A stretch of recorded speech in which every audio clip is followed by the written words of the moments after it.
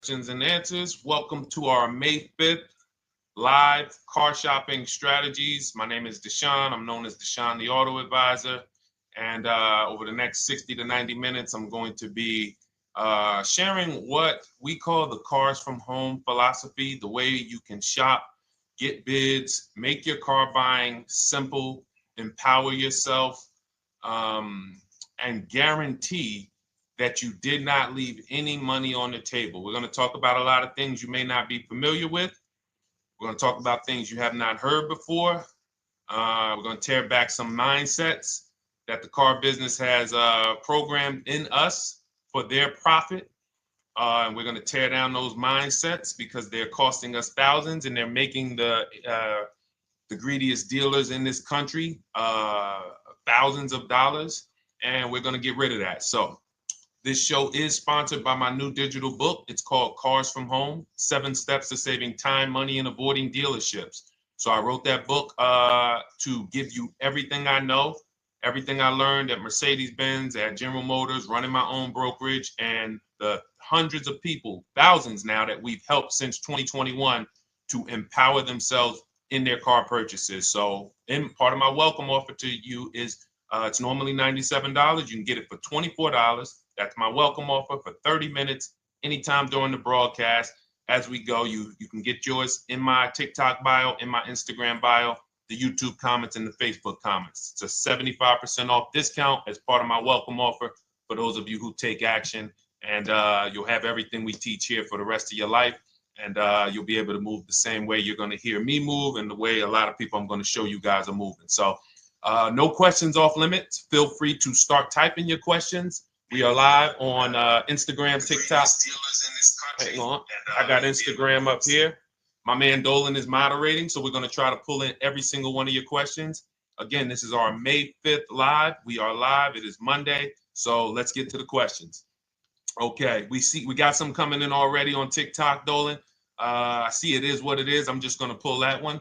I need to do one on shady mechanic shops. You should.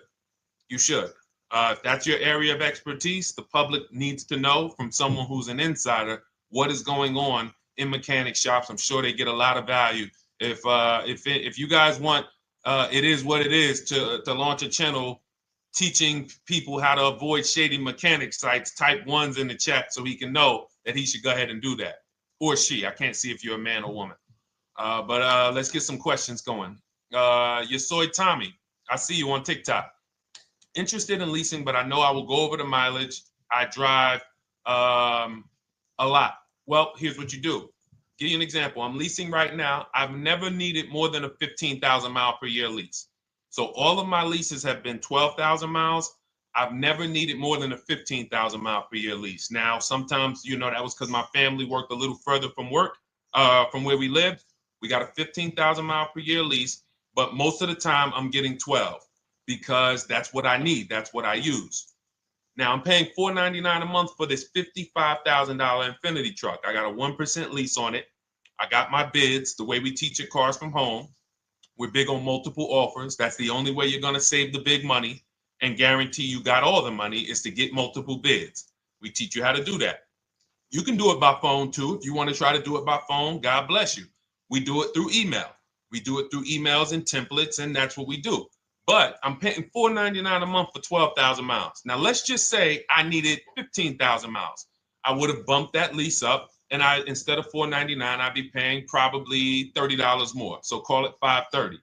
Now, let's say I'm a high mileage driver at 20,000 miles. That instead of $530, I would probably be paying $620. And there I got my 20,000 miles per year. So the key is, and this is what you'll hear, people will blame the leases for not understanding that they choose the mileage. The mileage is not selected for you unless you go into a dealer and say, hey, work me up a lease. And then they're going to choose the mileage, probably give you 10,000 miles per year, and then try to close you on that. But that's not the way we shop. We're going to shop and we're going to adjust our miles based on what we need. So if I needed 20,000 miles per year, I would probably be paying $620 instead of $499. If I needed 25,000 miles per year, I would probably be paying $680. So I'm just paying, we get what we need and we enjoy our leases. because when we buy these cars and we drive ridiculous miles, we depreciate our cars, we destroy the value, and then we still have a loan on it in a lot of cases for a vehicle that we have destroyed the value in because we put 60,000 miles on it in 3 years. So our loan is moving very slow, but our vehicle's value is dropping through the ground very fast, which is typically how we end up with $15,000, $20,000, $25,000 in negative equity. I used to see it all the time in dealerships, especially when I was in when Uber took off. When Uber took off, year later, 2 years later, 3 years later, we had tons of people coming in with Hondas, coming in with various cars that had 200,000 miles on them, but they still had 3 and 4 year loans left. And, that's just a recipe for disaster. That's a recipe for disaster. So you should not be leasing, though, if you keep your cars 8 years. Some of you familiar with the 8-year rule, you understand. Everyone should not be leasing. I want to make that clear. Some people say, Deshone, you believe everyone should be leasing? No, I don't. If you are not keeping your cars 8 years, then you should be shopping for below market leases. Don't forget those 2 words, below market leases. Because if you're paying what everyone else is paying for their leases, it's not going to make sense. Some of these strategies are not going to make sense. You need to be getting below market leases. And the way we do that is to comparison shop, get multiple offers from dealers, have them compete for our business, and then we get these leases that no one else can get. Great question. So what if I go over 20,000 miles? What do you recommend doing? You choose your mileage wisely. In my book, I have a section called Choosing Your Mileage Wisely. The whole key with leasing is to scope out the mileage you're going to use, and that's what you shop for. If you know you're going to do 25,000 miles that year, you would do 25,000 miles on your lease. But you don't shop this way. We always shop with 12. A problem with leasing is once again, you go into the dealership, you say, work me up a lease. They're going to work you up what they want. They're going to say, hey, put 5,000 down. Who's had that happen? You go and you look for a lease and they tell you how much money you need to put down. Type me if you've had that happen. And again, welcome to everybody. This is our May 5th live. It's Monday, May 5th. Whether you're watching this today or you're watching this later today, because we will be rerunning this for those who couldn't make the show. Tell your friend they can catch it on our channels. But this is our live show. We're live every single Monday through Thursday at 12 noon. So you'll see people who will go and get blessed transition. You've had this happen. This is what you go in. They work you up a lease. Here, you need 3,000 down. Yeah, you need 3,000 plus your taxes and fees. What do you want to do? So that's them customizing our leases. We never want to do this. We want to customize our lease and run it like this, a template. All your leases you get with, ready? 12,000 miles per year. First month's payment only due at signing. That's it. 12,000 miles per year. First month's payment only due at signing. That is how you shop all of your lease offers, because this allows you to now use the 1% rule, which I didn't create. A lot of lease savvy people know about the 1% rule, where your MSRP, I'm going to just show an example of an MSRP, the price on the window sticker. Every lease is going to be brand new, guys, or either close to it. The price on the window sticker is the price we go by, the MSRP, and we're going to divide our monthly payment into the MSRP. And once we get that, the number, that's going to tell us if we got a 1% lease, if we got a 1.5% lease, if we got a 1.8% lease. And what we did was I created the 1.5% rule to know we were overpaying for leases. You don't have value when you lease something over 1.5%. But let's keep it to the point.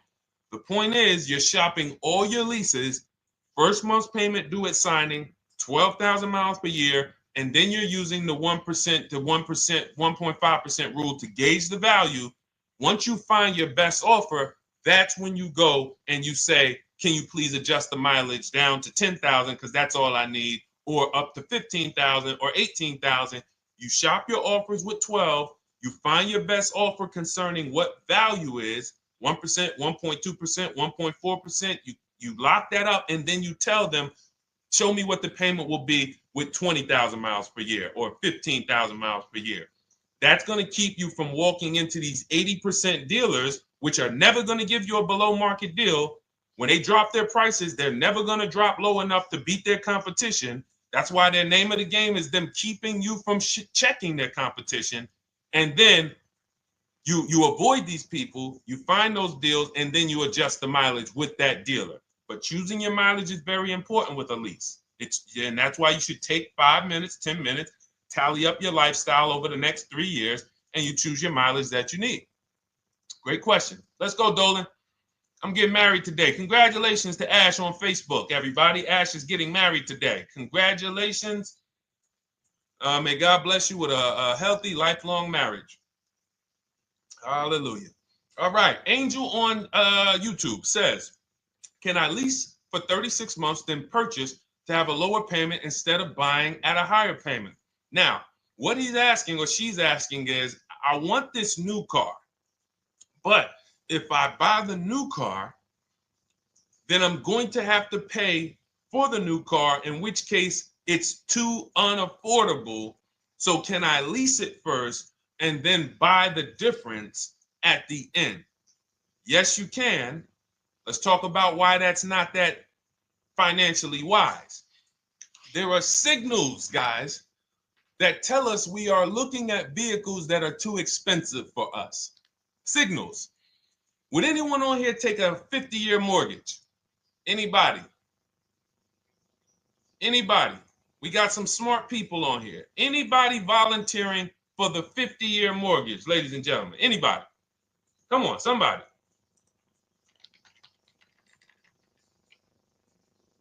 No, why not? Why not? Why is everybody saying no to the 50-year mortgage?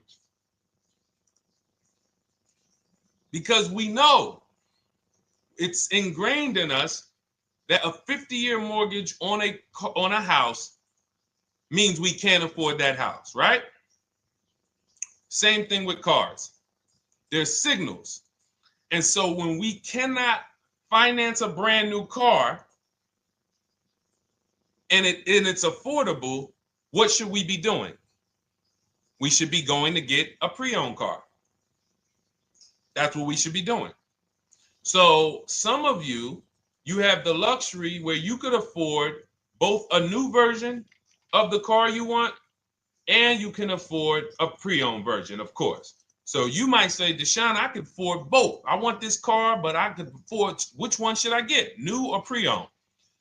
Thank you to the new gifter, Jeffrey Jones. Welcome. The Black King. Thank you so much. Gifter badges. Appreciate everyone who supports this broadcast. Thank you so much. You helped me to keep this information going. So what you're saying is, I could afford both. Which one should I get? In that case, it's a matter of your values. Do you want a brand new car? You want to treat yourself? You only get it every 10 years. So it's like, hey, I only get a new car every 10 years. I'm going to treat myself to a brand new one. Curtis Thomas, thank you for sharing. Or you might say, you know what? I want to go to value play. Even though I could afford a new one, I want to knock 20, 30, 40% off the price, and I want to get me a pre-owned version. So that's the people who could afford both. Some of you, you're like Angel, who like, I want this car, but I can't afford it new. In which case you go pre-owned, because you don't want to you don't want to lease a car 3 years, even if you get a below market lease deal, great lease payment, turn around and buy the difference, because you're typically going to need a 5 or 6 year loan for the difference. Once you get that 5 or 6 year loan, you add that to your 3 years that you leased the car, and you got 8 to 9 years of payments on the exact same car. 8 to 9 years of payments on the same car. This does not make financial sense to pay that long on a car. This is, you can't reach the reward stage where the car is paid off and you're putting money to the side for maintenance and repairs. You know, you got a paid off car, because the goal with purchasing is to get to that long-term ownership where the car is paid off. I don't owe anything on it.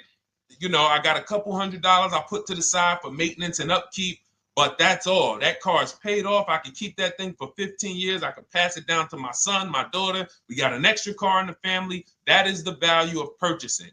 So if you have a payment for 8 years on a car, you don't get to that stage. So that's why before I would ever recommend someone lease and then purchase the balance, I would recommend someone purchase a quality pre-owned car and get it at a below market price. Okay, does that make sense? Okay, everything that we're talking about, guys, is in my new digital book. It's called Cars from Home, 7 Steps to Saving Time, Money, and Avoiding Dealerships. Has everything we teach, because the name of the game is learning how to structure your deals. When should I lease? When should I purchase? And then once you have your structure, getting bids on everything to make sure you don't leave any money on the table. When you get bids on everything, you're never going to lose any money on your trade-in, because you didn't just get one offer on your trade-in, you got bids. You're never going to overpay for your interest rate, because you didn't get one offer on your loan, you got bids. You're never going to overpay for the new car or the used car you're buying, because you didn't get one offer on it, you got bids. And that empowers you to control the transaction. That is what we teach.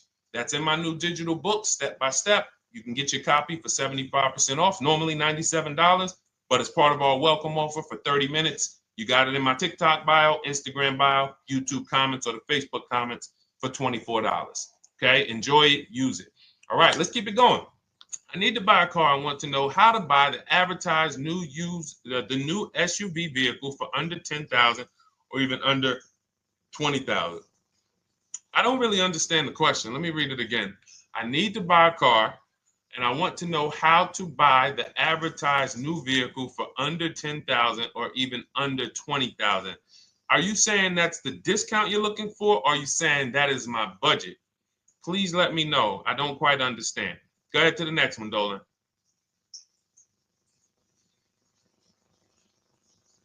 All right. If the Carfax report only has service maintenance, is it okay to purchase? Okay, so all right, this is a great question, guys. This is about used cars. Who's going to be shopping for a used car in the next year? Type the letter U. Type the letter U if you're going to be shopping for a used car in the next year. And for those who just joined, this is our Monday, May 5th, live car shopping strategies. So we are live every Monday through Thursday at 12. And for those of you who are watching the rebroadcast later in the day, you can, you'll get your questions answered. Somebody might ask a similar question, or you can join us Monday through Thursday at 12 live. Yes, so we got a lot of people who are going to be shopping for a used car. We got Buffy on Instagram, Fran Bar. Who else? A lot of people not buying? Okay. Instagram, the only people buying used cars? Okay, well, let's talk to you guys. Listen, so here's when you're looking at a used car, what you're focused on is first the service record. First the title history. What is the title history? That means, is it a salvage car? Is it a frame damage car? Is it a now, well, let's start first. Where do we find these cars? Let's start there. We're not going to lots. We're not stumbling onto people's lots. That's what they want. We do not want to go through our neighborhoods looking for used cars. Anybody who does not have a used car on a website, they're trying to take advantage of you, because that is unadvertised, that they don't want to be where the competition is. That is not the way we're going to move. And for years, it was like that. You drive past a dealership on the weekend, you see hey, oh, look, they got this nice yellow car, a nice big red car outside, and you just pull right in. That's 2005 stuff. Now, every used car, we need to be able to compare it to the whole market, which means we need to see it on a website, on a marketplace. So we're opening up, this is called my multiple marketplace strategy. We are opening up, and some of you are going to need a pen if you're going to really, or unless you're going to watch the rebroadcast, because I'm running stuff past you that, you're trying to buy a $30,000, $50,000, $100,000 car. We're not talking about how you're going to get a couple things from Amazon and, set up a little home studio for $2,000. We're talking about the second most expensive purchase most of you are going to make. So it's understand that you're going to need to focus in order to get the most out of what we're talking about. So we're going to go to the marketplaces. The marketplaces are Carvana. They sell their own inventory. CarMax, they sell their own used car inventory. Driveway, they sell their own used car inventory. We're going to go to now dealerships. AutoNation, they sell other people's, they sell their own. They buy and they relist it on their website. But then you have Car Gurus, you have Carfax, you have Kelly's Blue Book, no, not Kelly's Blue Book. You have Auto Trader, Car Gurus. So we're going to all these marketplaces, we open them right up in one tab. So now what we're doing is we're putting in our criteria, and what we want to do, we want to go 100 miles out. Even if you're not willing to drive 100 miles out, you want to see what the whole market looks like within 100 miles. So now, if you know what you can afford, then you can put in your price criteria. I have a tool that I created. It's called the Perfect Budget Calculator. Some people who have my book, you've used it, where you put in your down payment preferred, you put in your interest rate, you put in any equity from your old car, and it tells you, because what you tend to miss is the fees. That's what you tend to miss. So if you're not using this calculator that we created, you want to add another $2,000 or so, because you got to factor in the fees in that budget. Some of you go out and say, man, I think I could afford $30,000. Then when you find your car, they bump you up to $33,000 because you didn't factor in the taxes and fees. So this calculator does it for you in my book, and everything we use the Perfect Budget Calculator. But if you're not using it, just estimate another, a little higher. Now you put all of that into the marketplaces. Now you're looking for what the inventory is. Now, here's the reason why you must open up all these marketplaces. First reason, they have different cars on them. Carvana and CarMax has different cars than Car Gurus, Cars.com, Auto Trader. There's different cars on them. Another reason we need to open it up is because sometimes you'll see one car here on Car Gurus for $31,000, and then you'll see that on Auto Trader they marked it down $2,000. It's $29,000. And you're like, wait, why the heck is it lower? This is the same car. Well, it could be because this marketplace got the notification first to lower the price, and maybe this one takes a little longer to see that, oh, maybe that takes 24 hours before their updates take effect. So that's why you want to open up all these marketplaces. Now you're narrowing this down first based on your color choices, what options you want, your models, and now we're starting to narrow this thing down. So we're narrowing it down. Now we start to look at the history of these cars. This is the best way to start narrowing down your used car search. Let's now dive into the history. I need the Carfax. Now, some of these websites will give you a free Carfax. Some of them will try to make you buy a Carfax. Now, I'm going to give you one of the secret strategies that we've been using for years in my book, and I'll tell you it right now. It is how we get free Carfaxes, because when we get to most vehicles, you guys, for those of you who are just meeting me, I worked in Mercedes-Benz for 5 years and General Motors for 5 years, and I ran my own brokerage. I started it in 2016, and I ran that while I worked at the car dealership. So I have a lot of experience and have seen a lot, and that's why I'm able to teach these things. I also love numbers. But one of the things that I know is almost every dealership has a contract with Carfax. So every dealership, we pay Carfax already. So what we're able to do is when we list our inventory on our websites, we're able to list the Carfax with it. We're able to provide that free of charge. But when we pay Auto Trader or Cars.com or Car Gurus, we are not able to actually push our Carfax to that marketplace.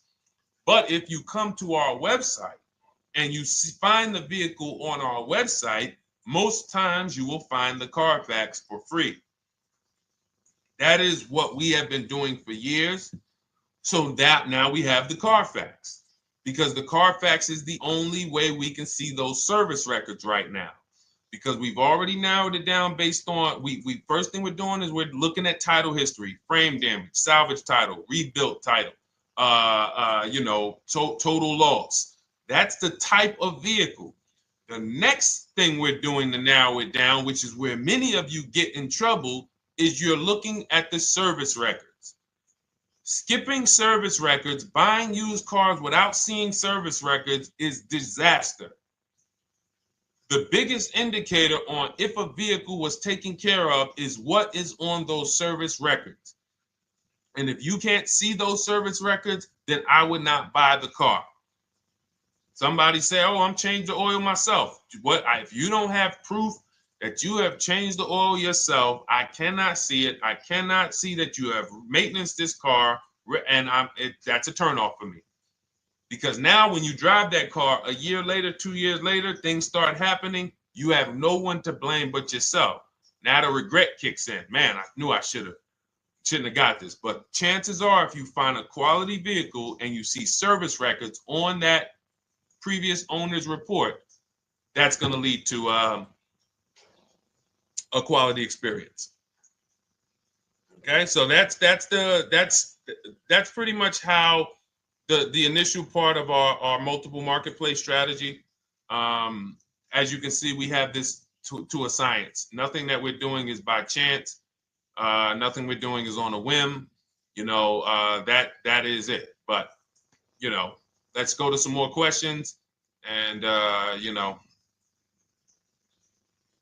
I think the biggest thing I want everyone to understand so far is that we don't wing anything in this process. There's nothing, everything that I'm teaching you is going to be out of our systems. Now, some of you have different learning styles. So let's address this. Again, welcome to our May 5th, Monday, May 5th live. We're live Monday through Thursdays at 12 noon.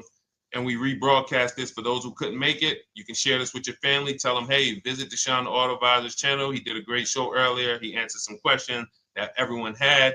You can watch the broadcast all through the rest of the day. Now, but we're live every week, but we're live right now. So now the biggest, some of your learning style is different. What we teach is we have the ultimate do-it-yourself guide. This book is rated 5 stars. Thank you to everyone who's rated it on Goodreads. Just pull it up right here. For those of you who are actually on Instagram or YouTube, TikTok, you won't be able to see this right now. But the book is rated 5 stars. We appreciate you. And this is the ultimate do-it-yourself guide, whether you're new cars, used cars, leases, bad credit, how to make banks bid for your financing, high mileage driving. It's all in there, step by step. And it's a digital book, so you don't have to wait for it. As soon as you get and hopefully you get there before the 30 minutes, so you get your copy for the $24 instead of the $97. That's our welcome offer. But that's your do-it-yourself guide. Some of you, you're a do-it-with-you person, and that's Shop with Deshone. You like videos instead of reading. You want coaching. You want support. You want a community. We have 1,600 people in our Facebook group. That's our Shop with Deshone. We've had 2,200, almost 2,300 people come before you. When you see me share people like Zafrina and like Melissa and Sheree, Ken, all of these people who are, they're showing their car deals that they got. Look, took me about 30 days. He went through, past Friday, locked down 2 vehicles, 2 Yukon 2025. Said he dropped sold the BMW. They dropped the price down to 70 grand. So they took off like 5,200 for him. These are all people who are in the Shop with Deshone. Their learning style is they prefer videos. They prefer, coaching with me. But again, it's the same information. So I want to be clear. It's just your learning style. So if you are like Deshone, give me the blueprint and I will run this thing. That you're going to be like the people who send, like Marie. Marie just wanted to let you know she got our book. Using the book, I saved over $13,000 off MSRP. Now, here's where the feelings get hurt. And this is not my intention. But some of you have these same vehicles that you're going to see me sharing that our people get. And when you see what they paid for them and what they're getting off of them, you're going to see, wow, I did not get that. I did not get that type of discount. So all of you who have this 2025 GLC coupe fully loaded, she said they took $13,000 off MSRP. She got her bids from home, got my payment to be hundreds lower per month, maintenance included, no money down. We are masters at no money down deals. You should not be putting money into these cars unless you intend to keep them for 10 years and you got a great price already. You got a huge discount already. You should not be putting money into these cars. I have never done more than $1,500 out of my pocket for any lease. And when my car that I bought, I put money down on that because I bought it to keep it. But everything else, we are shopping with no money down. So you're going to see that a lot. So again, depending on your learning style, you can head to my bios and to the comment sections, open the Cars from Home Toolkit, Shop with Deshone might be right for you. I don't care how you get the information as long as you are saving the money. I don't care. If you could do it with a $24 book, do it with the book. I would rather you say, man, this guy Deshone helped me. I bought his book. I got it on the sale because he did the welcome offer for $24. And man, I done got 4, 5, 6 cars using this thing. And all I paid was $24. Congratulations. I will celebrate that. I wish that for everyone, but that's not everyone's learning style. So, okay, Dolan, let's keep it going. I'm sure we got a lot more questions coming in. Molly from Facebook, great to see you. Needed to be here. Well, I'm glad. I just ordered a new vehicle last week, expected to arrive in 3 months. I need a breakdown of how to get out if the options they want, get out of the options they want to the MSRP. Well, first of all, what you want to do is you want to get bids now. You do not want to wait. Those of you, she's ordered a car. She's scheduled to be here in 3 months, and she has not locked in her pricing. Now, the reason when we order a car, we are always getting our bids first because the closer your car comes to arrival, the less leverage you have. They know once that car comes in there, she's been waiting for 3 months. She is not going to want to walk away from this car. She is not going to want to do this all over again. And they're going to probably take a shot and say, or if you look for a discount at that point, you probably are going to be like, no, I'm sorry, we can't give it to you. So what we're going to do is we have to now send that request out. Now, there's 2 ways for you guys to do this, whether you're leasing or purchasing new cars. 2 ways for you to do this. You can do it your way, which is calling around. Calling around, not going into dealers, calling around, ask for sales managers, try to get yourself at least 5 offers. Because the only way you're going to see how overpriced the offers are is to actually get multiple offers. So I'll give you an example. I'm showing you guys on the screen what a market report looks like. So we also have a division. We shop for people's new cars and their leases if they have good credit. So when you see, oh, I tried to pull it up. It's not loading. So what you're going to see, and some of you who've used our stuff, you can testify to this. There is a huge spread between the best price and the worst price. Huge spread. So in order for you to know you actually got the best price, you need to see 4 other offers that are higher. I'm going to say that again. Thank you to all the gifters on TikTok. Thank you, Jeffrey Jones. Appreciate it. You need to see other offers that are higher. So let's go back to my car. This dealer who won the bid for my Infinity truck saved me over $8,000. Now, he said to me when I was making the deal with him, he said he knew that I was not going to find a better offer because he had used a special coupon he had to apply towards the deal. He needed the deal that month, and that's why he won the bid. So he's able to take off $8,000. If I was purchasing, I would have got $8,000 off the price. But I leased it, so my lease payment was $499 a month with $1,270 down total. And $1,270, $499 of that was my first payment. So every other offer that I got, $560, $605, $640, $700, $750. That's how you know you did it right. If you don't have a bunch of the 80%, we call them. This is the 80%. Some of you have heard me say we don't negotiate with dealers with fake fees. It's a losing battle because even when they take off all the fees, they're still super high. I'm going back and forth by email. So if you're using what we teach, you're taking minutes out of your day. You're going back and forth with email. We close deals in 60 to 90 minutes. I'm not inviting anyone to car college. 60 to 90 minutes of emails back and forth. Next thing you know, we're closing a deal. But you're going to see, even after back and forth and telling the dealers through email, you can do it by phone. Hey, I'm shopping other dealers. Please make me your best offer. I have all the templates written. So when you're using our stuff, you don't even have to wonder what you're going to say. You just copy and paste our template. But even after that, you're going to see, wait, these people are still giving me super high prices, even though I told them I'm shopping, even though I told them I'm serious, I could buy the car right now, even though I gave them every single thing I need to give them to get an offer, they're still $150 a month higher than my best offer. That's going to prove to you that they are the 80%. They are not coming down. When they say this is our best deal to their customers walking inside, they're not lying. It is their best deal. It is not the best deal. It is their best deal. Their competition's best deal will blow their best deal away. And the only way you do that is by getting bids. So that's what you need to do, Molly. Take exactly what you're looking for. If you want to call around, call some sales managers and say, hey, listen, this is what I'm looking for. I put in an order, but I'm not dead set on the price yet. Haven't really gotten, I want someone to lock in a price for me.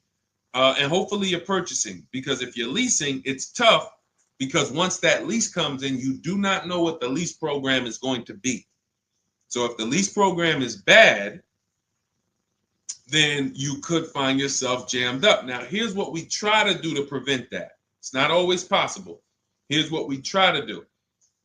Once you have found the best dealer who's won the bid, now what you're going to do is say, based on this price that you're selling me the car for, can you give me a lease estimate now? So let's say I'm ordering this Infiniti. I shop around, I find a dealer who says, all right, Deshone, I'll place the order. I'll take $6,000 off list price for you if you do the business with me. Perfect. Can you give me a lease quote based on that now? I know this is not the vehicle. My vehicle's coming, but can I get some type of an estimate of what it would be? And then I look at that, and if it's affordable, now I place my order. But I'm not placing an order for a lease blind, not knowing what my payment's going to be when that car gets here. Okay? Does that make sense? I know I may be typing, this is heavy. That's why I told you guys, when you're here with us in car buying, below market car buying strategies, this is like short 60 to 90 minute master classes. This is not lives where I'm showing you how to make macaroni and cheese and turkey and like, okay, yeah, you got your music playing in the background. Hey, listen, all right, what I need? Oh, hand me the Sazon. No, you could do multiple things. This is heavy finance talk for 60 to 90 minutes, and it will change your life. And I just saw my girl, Lisa. Lisa, good to see you. Lisa's been, she's been learning from us and rocking with Cars from Home. Let me see. I'm glad you clarified, even if no money down on the lease, you still really have to give them the first month's amount. Yes, I don't know what I'm going to do yet, buy or lease. No matter, I'm learning lots and sharing with my peeps. Thank you, Lisa. Thank you. Now, technically, you don't have to give them the first month's payment either. What I do is our templates all involve shopping, first month payment due at signing. But if I wanted to, so let's say, for example, on this $499 a month lease I got on the Infiniti, and I'll actually will add this because I'm glad you said that. The lease that's your first month's payment, so it's not considered money down. It's considered your first month's payment because you're leasing, you're paying 36 months or 39 months. We don't do 4-year leases. We don't even do 3.5-year leases in most cases. We're not doing it. It's 36 months, 39 months. And if they have a really, really good program for 2 years, they will tell us about it. But we shop for 36 months. But you can tell that if I wanted to tell them, you know what, I want to do a straight sign and drive, I don't even want to give you the $499 for the first payment, which means you're asking them to pay the first payment, then it would have just been $500 going back into the cap cost, which would raise the payment probably with interest and taxes, maybe 15, 17 bucks, something like that. So if I truly wanted to bring nothing to the table, I can just have them to, cap the first month's payment. You can do that. You can do that. So you can ask any questions. I know you're in our Facebook group, and so you let us know. But the 8-year rule is your basis for leasing versus buying. The 8-year rule, when you guys open up my book, you'll hear me talk about this. I'm going to make a whole lot more videos about the 8-year rule because it is the parameters for how to know whether to lease or buy. It takes into account how drastic cars depreciate. They lose value like crazy.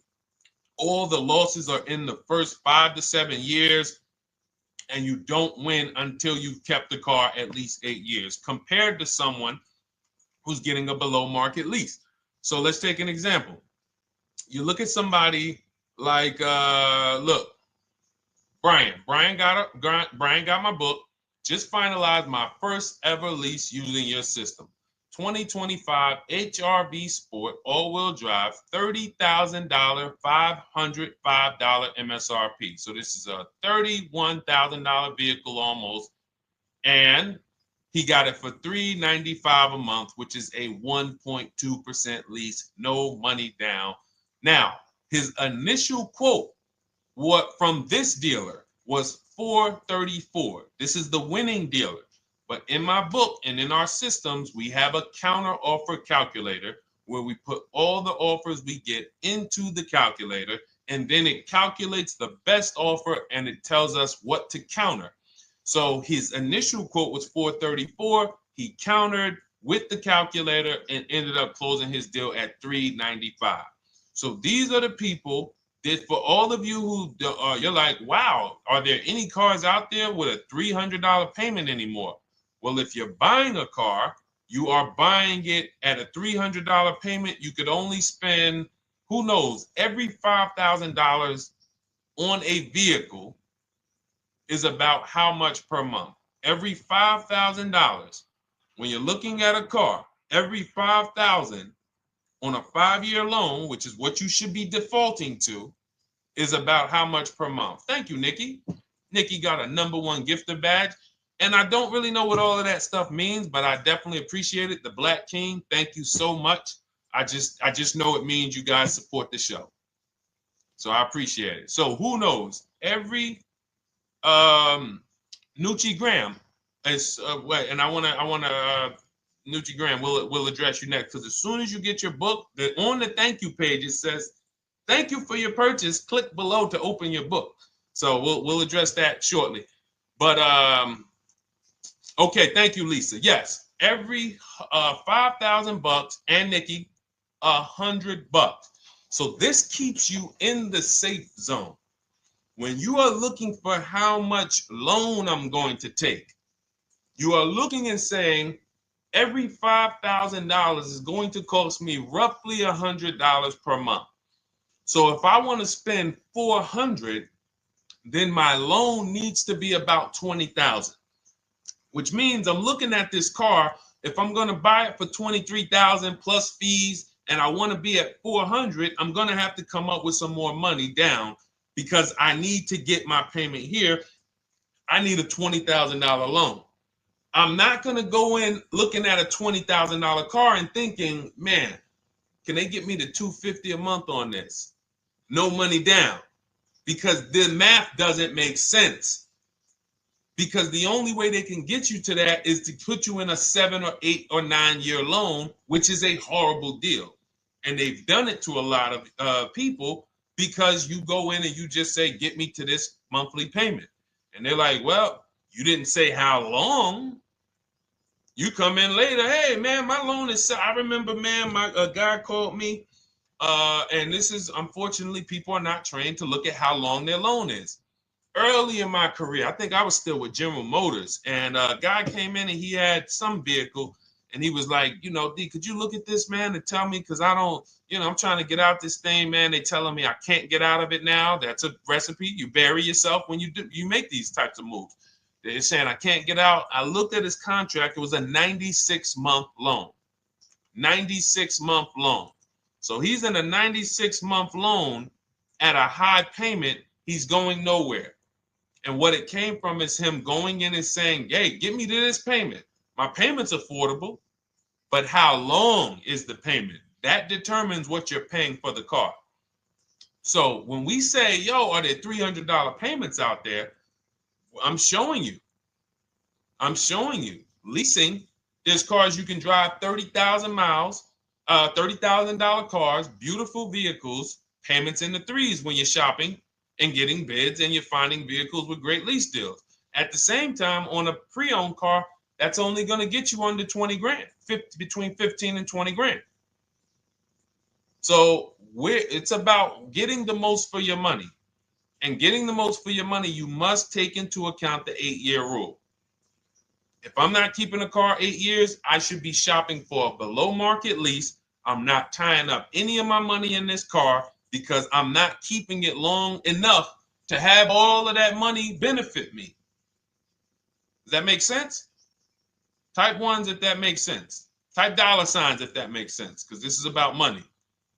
If I'm not keeping the car 8 years, then all the money I'm going to tie up in the car to pay for it, to pay off the loan, to do the maintenance, to change the tires, to change the brakes, to change the oil, to change the brake fluid, the transmission, all of the money I'm putting in that car, just normal maintenance. I didn't say anything broke. Normal maintenance over 7 years. I'm not going to keep the car long enough to have that make sense. Whereas had I leased, I'm just below market leases. I'm just literally paying cents on the dollar, changing my oil. Most of the times I'm out the car before I need brakes, unless some of you are driving 15,000 mile a year leases, and then sometimes you will replace the brake, but it still does not compare to the cost of purchasing. And you know, throughout the show, I'm gonna show a lot more lease deals and a lot more discounts. But the reason why I show you guys the lease deals is because the money doesn't lie. Unless you're just hell bent on paying more, the money does not lie. You can't compare when I was, you know, I'm driving $40,000 cars, my payments have a 3 in front of them, and my friends are driving $20,000 cars and their payments have a 3 in front of them. And those cars are used, need maintenance, you know, warranties done ran out after 4 years. I'm over here driving brand new cars, problem free, and they're paying the same amount or more than me, and they're driving inferior products. And then once they really get tired of the car, they go ahead and they trade it in and they start the process all over again. So it's bad financial advice that the car business never trained on, and they just love for people to be ignorant. But we're not going to be ignorant here.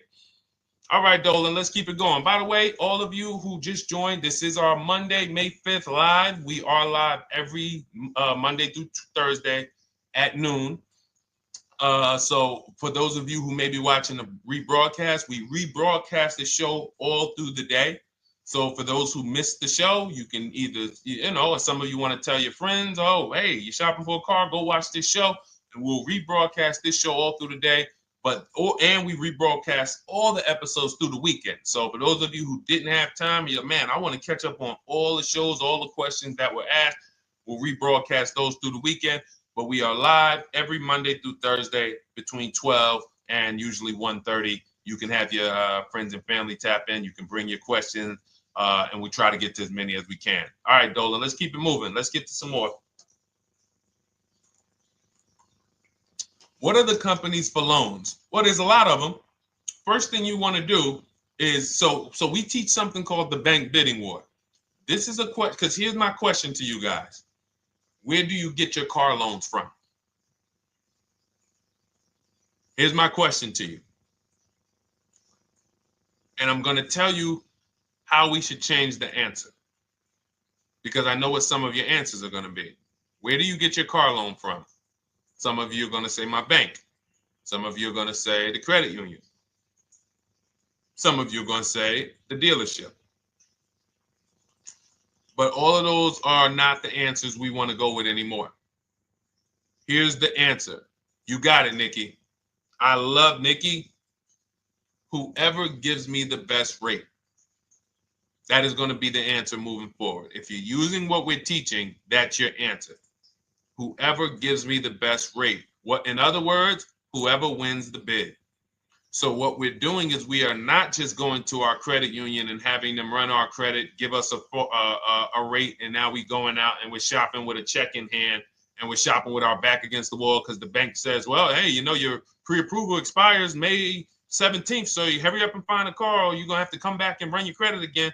Now we're over here and our bank is putting our back against the wall. That's ridiculous. So what we do is we use what you should do is you should look at the average interest rate. If you have average credit, look at the average interest rate, and then you use that to budget. Again, I have a calculator that we invented. It's a proprietary calculator. You can't find it on Google. It's in my book. It's in our course, Shop with Deshone, in our checklist, our video checklist. This is stuff that, again, we don't, if you notice stuff that I teach, it's not anywhere. Deshone, why can't I find an 8-year rule on YouTube? It's because it's Cars from Home. We created it. I can't find the 1.5% rule. No one else teaches that because it's our intellectual property. We created it.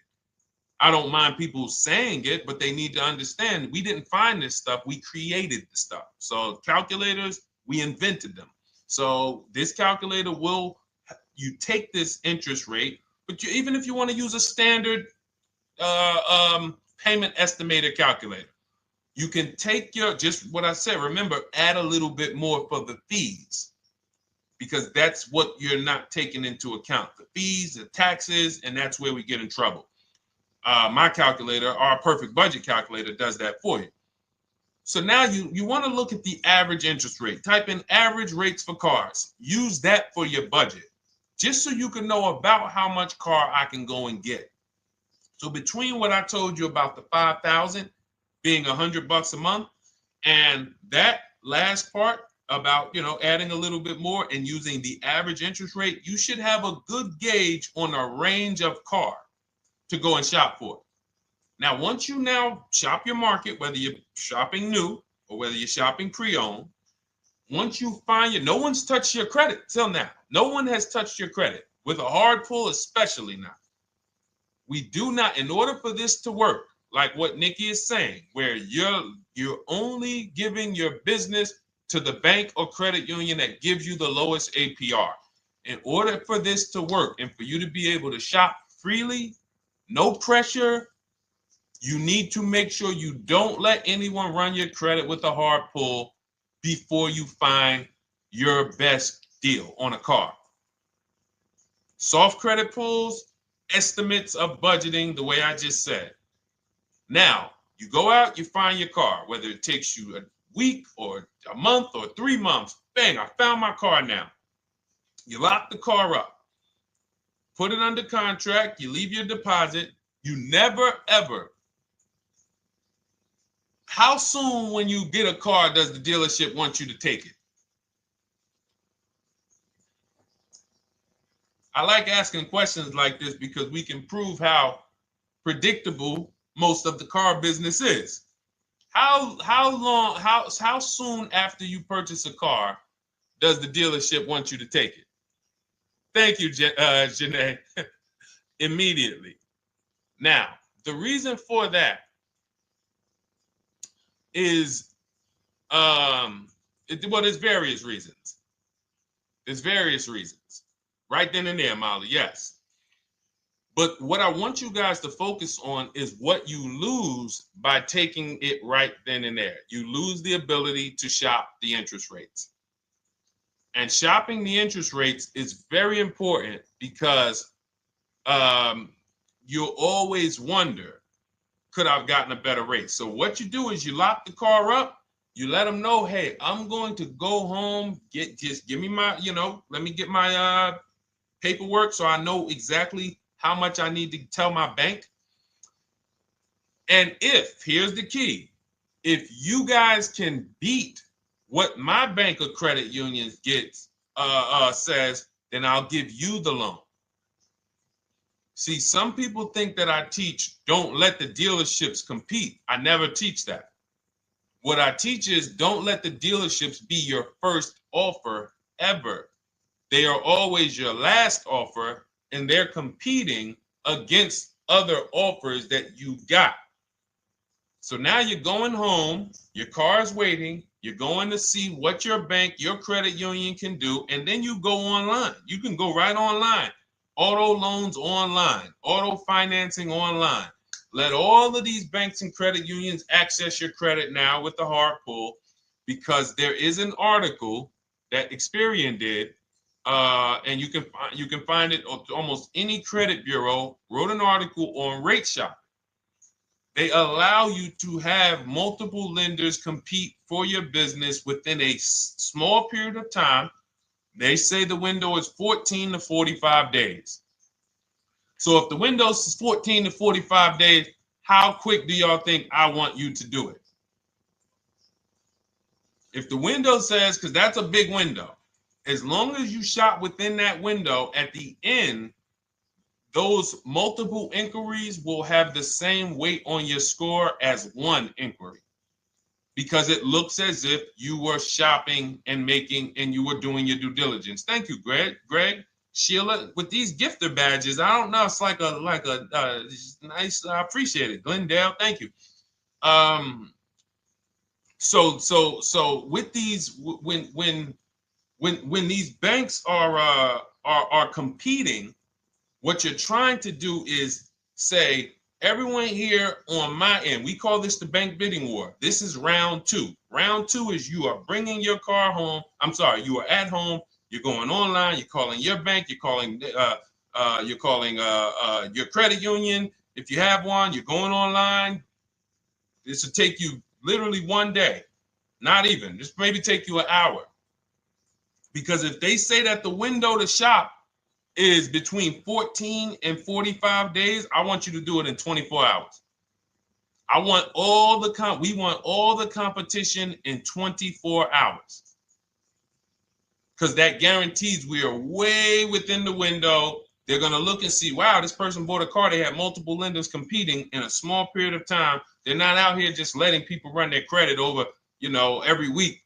Some new banks running their credit. So now you call the dealership afterwards. You say, hey, the best offer I got was from such and such credit union or such and such bank. If you guys can beat it, I'll give you the business. You allow the dealer to now shop you to their banks. In which case, they're going to call you and say, hey, good news, we got you a better rate. Or, hey, good news, we couldn't beat the rate, but we can match it. In which case, they save you the time, they save you the paperwork. Or they're going to say, hey, listen, that's a great rate you got. We can't beat that. None of my banks can beat it. And in which case, we guarantee all around we got the best rate, which is the goal we're looking for. As Nikki said, I'm only giving my business to who gave me the best rate. That is the bank bidding war. So when you get your digital book, Cars from Home, you'll get that in writing. We also have it in our Shop with Deshone video checklist for those of you who are more do-it-with-me types. Again, we're all about your learning style. And some of you just like, Deshone, I see you. Can you shop for us? What are these? I'm seeing a lot of you guys shop for people, new cars, new cars, leases only. And you have to have good credit. Your FICO scores need to be over 670, all of them. But if you don't, again, same result. We've been helping people get these results since 2021. And again, I am all about speed. These are short videos. The book is boom, action steps, action, action, action, action. I'm not trying to teach you everything about cars. I'm trying to walk you through a path, a 7-step path to get to the result you want all the time. Okay, I'm not taking you to car college. You're not going into the car business. You just need to know how to get the best deal. And that's what it's about, step by step. Okay, but for those of you who are just coming on, this whole show is sponsored by my new digital book. It's called Cars from Home, 7 Steps to Saving Time, Money, and Avoiding Dealerships. It's a digital book.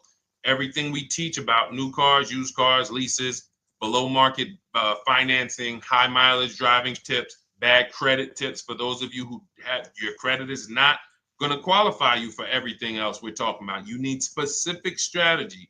We have that specifically for people with bad credit inside my book and inside Shop with Deshone. So that's why I never believe in one size fits all car buying advice, because all of you are in different situations. So how does somebody look saying, you all should do this? We're all in a different situation. I have a trade-in, he doesn't. He has a lease that's coming due, he doesn't. Oh, he has a lease that's coming due, he has equity in it, we need to help him get that equity out. He has a lease, it has an equity, but it has a third-party restriction.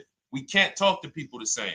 That's why everything we do is custom and letting you know, no matter what your situation is, it's very common to us. Very, very common.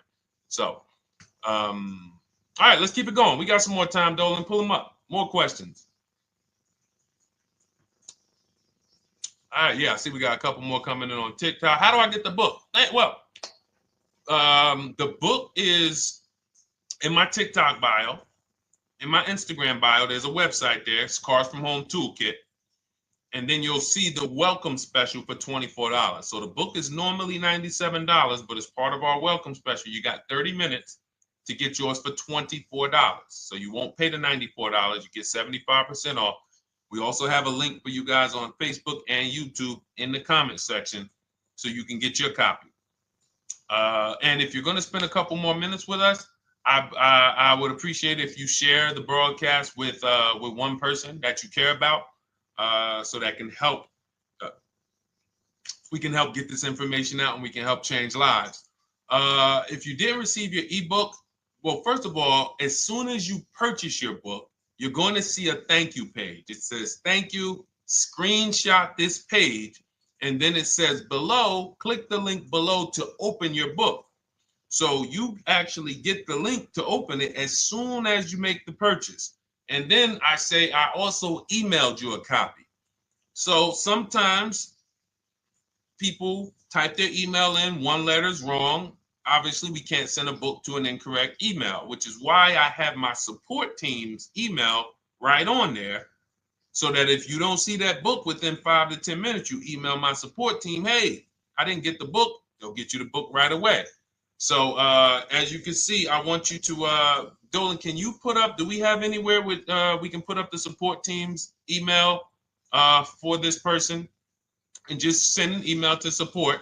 There you go. Thank you so much. Support at Deshone the Auto Advisor. Thank you, Dolan. Best moderator in the world. All right, so shoot them an email. Just let them know. Give them your first and last name, and they'll check the record, make sure that we have a purchase from you, and they'll send you your book right away so you can dig right into it. Okay? All right, let's keep it. We work with clients all around the country. What I'll start doing, I wanted to bring some on here today, but I can't load them up. The system is showing an error. So I got a lot of people. I always bring tests. I always like to show results. So, you know, I'm a results person. So you'll see a lot of people that I share. Brian, who has our book, and, you know, his lease, Marie with her $13,000 off.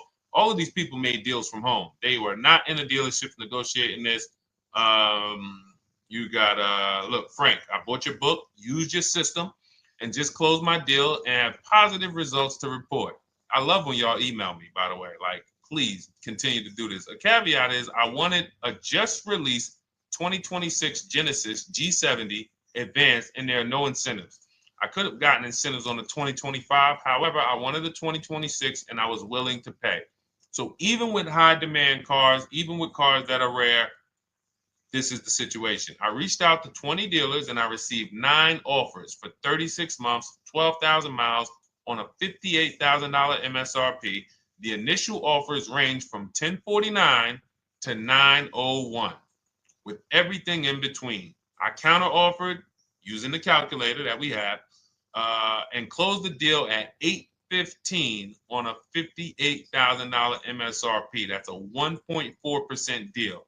Now, mind you, that on a vehicle on a 2026 with no incentives, which means every bit of that was the dealer taking off money for him. He probably had to get at least $5-6 grand off to have that deal come in the 8s, when other dealers were quoting him 9 up to 10 and, you know, mid $1,000 range.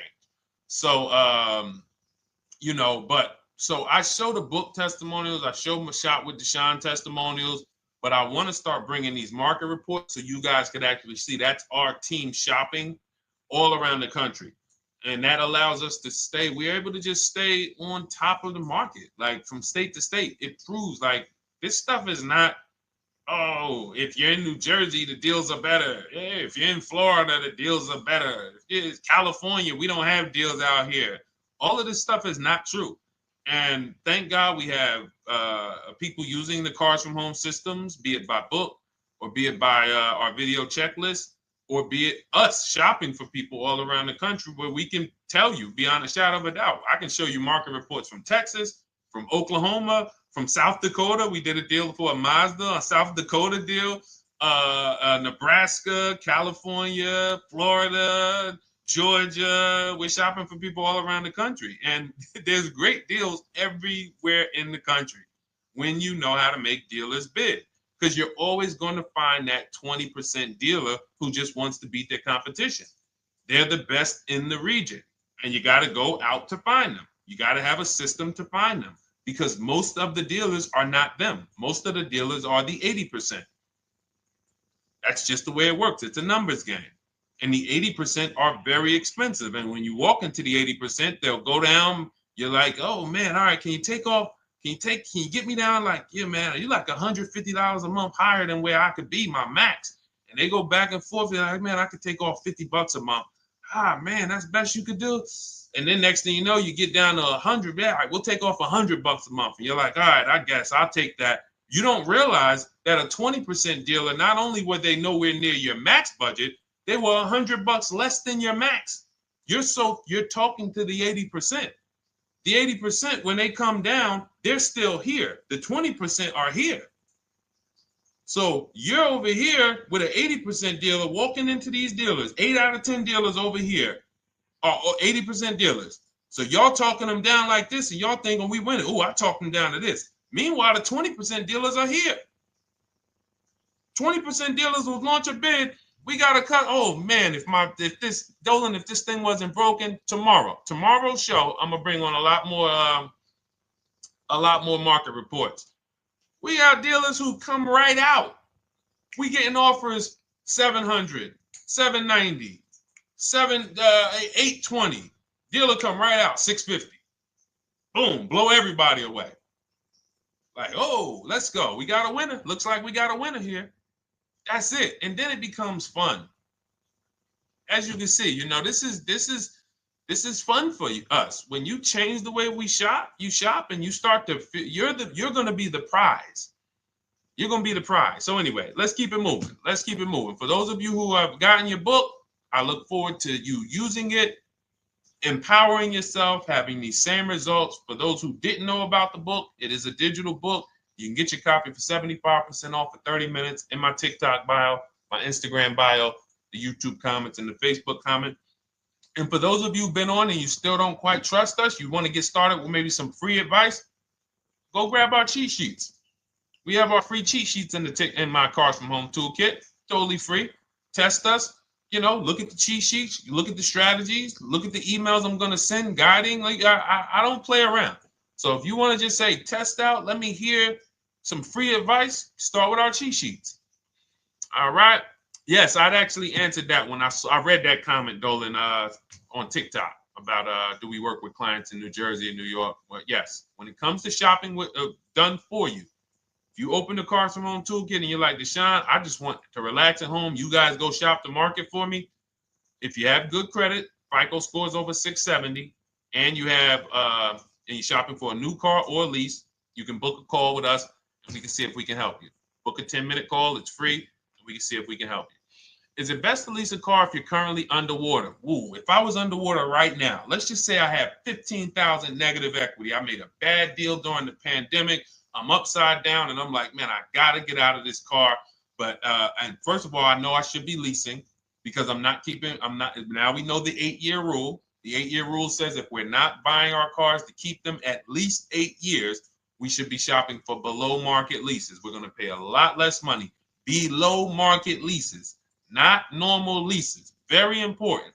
So what I'm going to do is I'm going to actually right now look for an electric vehicle that I could lease because some electric vehicles right now, we're getting under 1%. We're getting 0.88% leases. We're getting 0.79% leases, because if you do your bidding, you're going to see. Now, again, if you want to call around for your multiple offers, you can do that. I'd rather you call around than to do what you've been doing.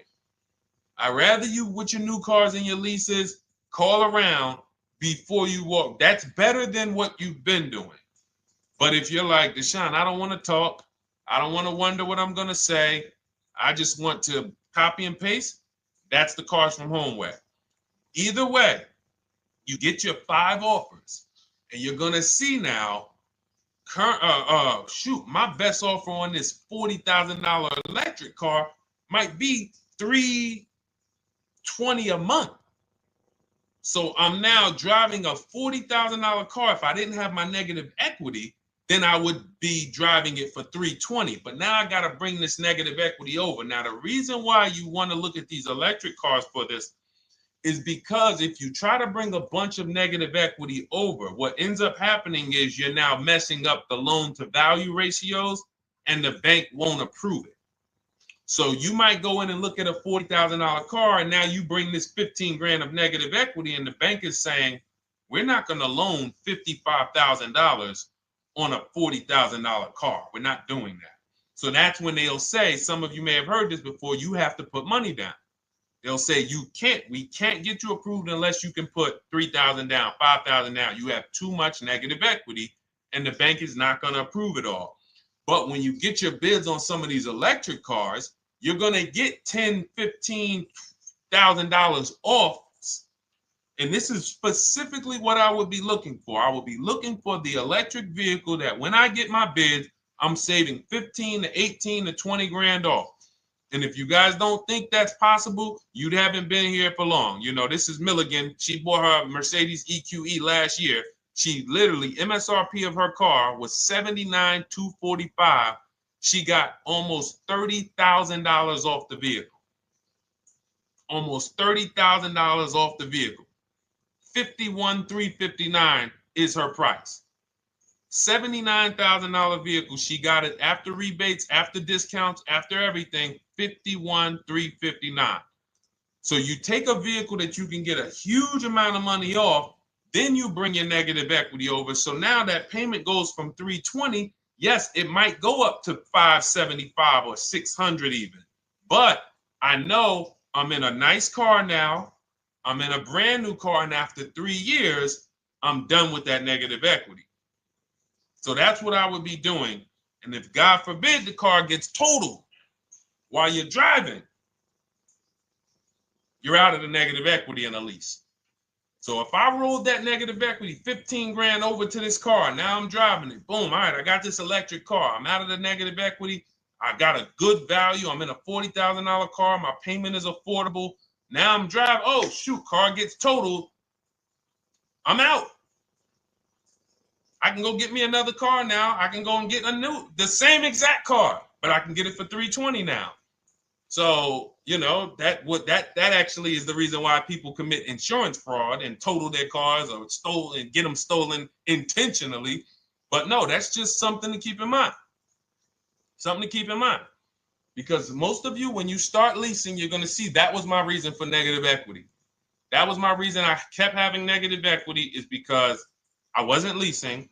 And that was the reason I was paying more money for cars than I should have, because I wasn't leasing. And again, the key is getting below market leases. You walk into a dealership and say, work me up a lease, you're not going to have these payments that, you know, we're talking about here. It has to be below market leases. That comes through multiple offers. Only way. All right, let's keep it going. A lot more questions. No gap then. Is that your first time leasing? Well, no, we'll get to that. I see it's a little conversation happening on TikTok over here. By the way, everyone, this is our Monday, May 5th live. We're live Monday through Thursday. Tell your friends, please. I would love for those of you who are going to keep joining us to see some friends tomorrow, family members tomorrow, co-workers. When you are at work, when you're talking to people, if they say they're car shopping, I would love for you to invite them to our live shows Monday through Thursday at 12. And if they couldn't make the show, we will rebroadcast each episode for the rest of the day. So after today, after we end the show, if you guys want to refresh on some things or you want to whatever, you want to send people, we will rebroadcast this episode for the rest of the day. And then on the weekends, we put together a weekly compilation. We broadcast them all just for the people who couldn't make the live shows. But every Monday through Thursday, we are here. And yes, happy Cinco de Mayo to you too, Nikki, and to everyone who celebrates. All right, what do you think about waiting till December month, mid-month to buy a vehicle? I do not. Dealers need cars to sell before that. It's a myth. All right, we're going to dispel a myth, okay? When have we been taught that the best time to buy a car is? Thank you to everyone running up the likes on TikTok. We're at 3,400 likes. Every time you hear something you like, you double tap the screen. That makes a big difference. It sends a message to TikTok that we're doing something good over here. Okay, end of the month. Yes, sweet now. End of the month. So we're gonna peel, like I told you guys when we started the broadcast, right? We are gonna, yes, Molly, last day of the month, right? So this is what we have been taught. Last day of the month, come on in. That's where your deals are, right? Let's look at this logically. As a former car salesperson, the times where where I saw the dealer or myself being the most desperate was the times where we did not have a lot of customers. Sometimes you look up, it's the 10th of the month. They call us into a sales meeting. They say, hey, guys, we got to sell 200 new cars this month. We are only at 40. We are way behind. We are tracking way behind. Call anyone you know who's a real customer. We are entertaining every reasonable offer.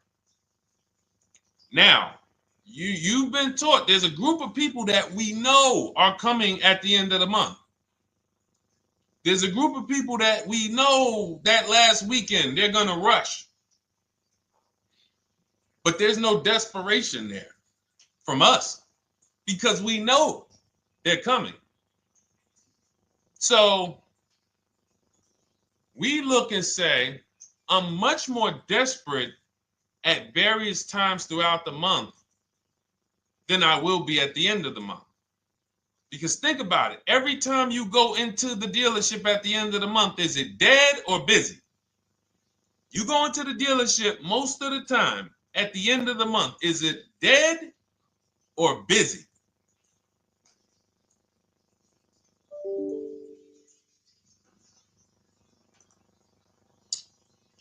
Thank you. It's a zoo. It's a zoo. Customers everywhere. That means all the car salesmen are not worried about making a deal. In fact, they're looking at you and saying, hey, Molly, thank you. Listen, I know you, look, I know the payment's $780 a month. I know you said you wanted to be at $499, but, we've been going back and forth. Can you work your way up, get closer to the $780? Because they know now we can take a shot. Because we have some other customers behind you, Molly. Did you see the people walking out? These people just walked out. They're mad. We don't have enough salesmen here. We got people waiting 40 minutes to speak with somebody. Do you think you're getting the best deal when that's the energy? Yes or no? Let's just be honest here. See, you might forget some of the lessons that we teach if you don't have our books and if you're not in our video checklist and coaching. You might forget some of the lessons, but hopefully you won't forget the stories. So you walk in the dealership at the end of the month, the place is a zoo. It's people everywhere. They're ringing bells. They got the big clown, donuts around. Hey, you want a donut? Do we think there's desperation? Thank you, Sheila. Thank you, Molly. There's no desperation here. And they don't magically wait till the end of every month to hit their numbers. Some dealers hit their numbers at the 25th of the month. Numbers are hit. We still got people coming in end of the month. So What we want to do to answer the question is we want to be positioned. What I like you to do, for those of you who are in an emergency situation, you need a car in a week, in 2 weeks, that's fine. Everything we teach can guide you. We've had people who got their cars in 3 days. Like that's not something that is let's see. This is my second go around, much easier, more relaxing experience. Calculator definitely helps. Turned in my CRV, got a 2022 Marcus, some dealers wouldn't do. Somebody, I wanted to read you somebody who got their car in like 3 days, 5 days. That's normal. Again, like I said, we're not taking you to car college here. Like you know, our step-by-step programs can get you to your cars in less than a week, 90 minutes. But you don't want all your car shopping to be emergencies, because here's where you want to be. You want to be able to say no for up to 3 months. Reason is, there's a group of people that walk into the dealerships. They're there right now. They're desperate. They're giving off desperate energy. They can't say no. They back themselves into a corner for whatever reason. If their leases are up, maybe they don't know you can get an extension. If your lease is up this month, you can call. You can get yourself an extension for 1 month. Some leases will be extended up to 3 months, up to 6 months. Those of you who have cars and you're like, Deshone, I'm shopping for a new car, but I don't need it. I just, my car still got some life to it, but, I want to look for something new. This is a position of power to be in. This is where you want to be. You want to be able to say to yourself, all right, let me look at the offers this month in May. All right, I'm going to follow up next month because the offers change. The used car market changes. The lease prices change. The dealer desperation, it changes. I'm not letting tariffs push me into doing something and making a bad deal. I'm not doing it. I'm not worried about tariffs coming, because there's going to be deals no matter what. If the prices of the new cars go up, what happens to the prices of our used cars that we're going to be selling? See, that's how we really won during COVID. Some people who've been with me since 2021, that's how we were winning. My man John Shaw, he was one of the first people. David Isaacs came in, got his BMW. Yes, the lease prices were slightly higher back then. We were still getting under 1.5. We were still getting 1.4. John got a 1.2 on a Jeep Wrangler, but we were selling our old cars for 8, 10, 12 grand more than they would be worth today. So even if the new car market goes up, we know how to maximize the prices of the cars we're getting rid of, and we're going to offset it. So we want to position ourselves to be able to say no. That is the strength. That's the leverage where we can say, you know what? All right, I'm going to follow up next month. Now we're telling the dealers right up front, hey, call me. I'm good between now and June 18th. I'm good between now and July 20th. So now what those dealers say is, okay, this is a serious customer. By the way, we have all this in templates in my book. You fill out the template, you fill in, here's the day you can buy a car. This is your deadline. When we blast it out, these are things you can call dealers and you can tell them, hey, I'm good between now and anytime before the summer. Call me if you get a black one with the red seats and this package in it. If you want to call around, you want to do it that way, you could do that. But what you're letting them know is, call me when you want to make a deal. I can make a deal today. Let me see the numbers today. Great. All right. If sometimes you'll see that a car is a little bit out of the range we want it to be in, you might say, man, I'm looking for it to be around, 505. This thing's coming in about 550. Okay, maybe I'll check next month, see if the program gets better. You might say, all right, dealers are saying to some of you shopping for cars that maybe every dealer is not going to have it. When you reach out to the dealers, only 5, 6 dealers have it. But they say, hey, I got something coming in May. I got something coming end of May, June. Is that good for you? See, they're desperate customers. They can't say yes to that because they back themselves into a corner. But you guys now operating with a 90-day shopping cycle. If a deal comes today, I'm jumping on it. But if you got something coming next month, I'm jumping on that. Call me when you're desperate. Call me when y'all have that meeting. Hey guys, we're way behind. Listen, we need a deal. I'll take any deal right now. Hey, is that person that Sheila McCauley, you know, that last month, her number, we couldn't make that deal last month. Did she get a call yet? Hey Sheila, did you get a call yet? No, I'm still waiting. Okay, great. We can get to your number now. Perfect. Thank you. Positioned. So we want you to be positioned when you use what we teach, whether it's the Cars from Home digital book, whether it's the Shop with Deshone. For those of you who are like, Deshone, let's do this together. I want the checklist videos. I want coaching. I want to be able to pop into the Facebook group, ask around. We can't give you that for $24. No author can give you the support. I got tons of books. There to Be a Man, In His Steps, Tony Robbins' book. None of these authors can give me support for the price I paid for their book. That just can't happen. But some of you are like, you know what? This is a big investment. I want to make sure I have access to, you know, systems for life. That's the Shop with Deshone done for you video checklist. And then you got coaching direct with me in our Zoom calls every first and third Wednesday. Twice a month we do. And then we got our private Facebook group with 1,600 people. And then some of them are sharp as me. I'm telling you, let's look at, you know, y'all know I brag about Rosalie. If you like Rosalie, if girl got 4 cars in within a year, you know. Her first car was the Infinity. She got her Infinity truck. And I was sharing her a lot last year when she got her Infinity QX60, but she recently shared that she got 3 vehicles. And hold on, where is she at? I just had her up. So this is the people that's in the group. Like, look, 3 vehicles. Big shout out to Deshone the Auto Advisor for making these incredible deals happen. 3 new leases for my sons with only first month's payment down. She got a Nissan Rogue, almost $37,000 vehicle, $399 a month, no money down. Mazda CX-30 Sport, $28,000 vehicle, $28,300, $339 a month. That's a 1.2% lease. And she got a Mazda CX-50 Premium Plus, $40,400 vehicle, $420 a month. 2 1% leases and a 1.2% lease. And the cherry on top, she says, I sold 2 leases. Some of you don't even know you could sell a lease. She said, I sold 2 leases.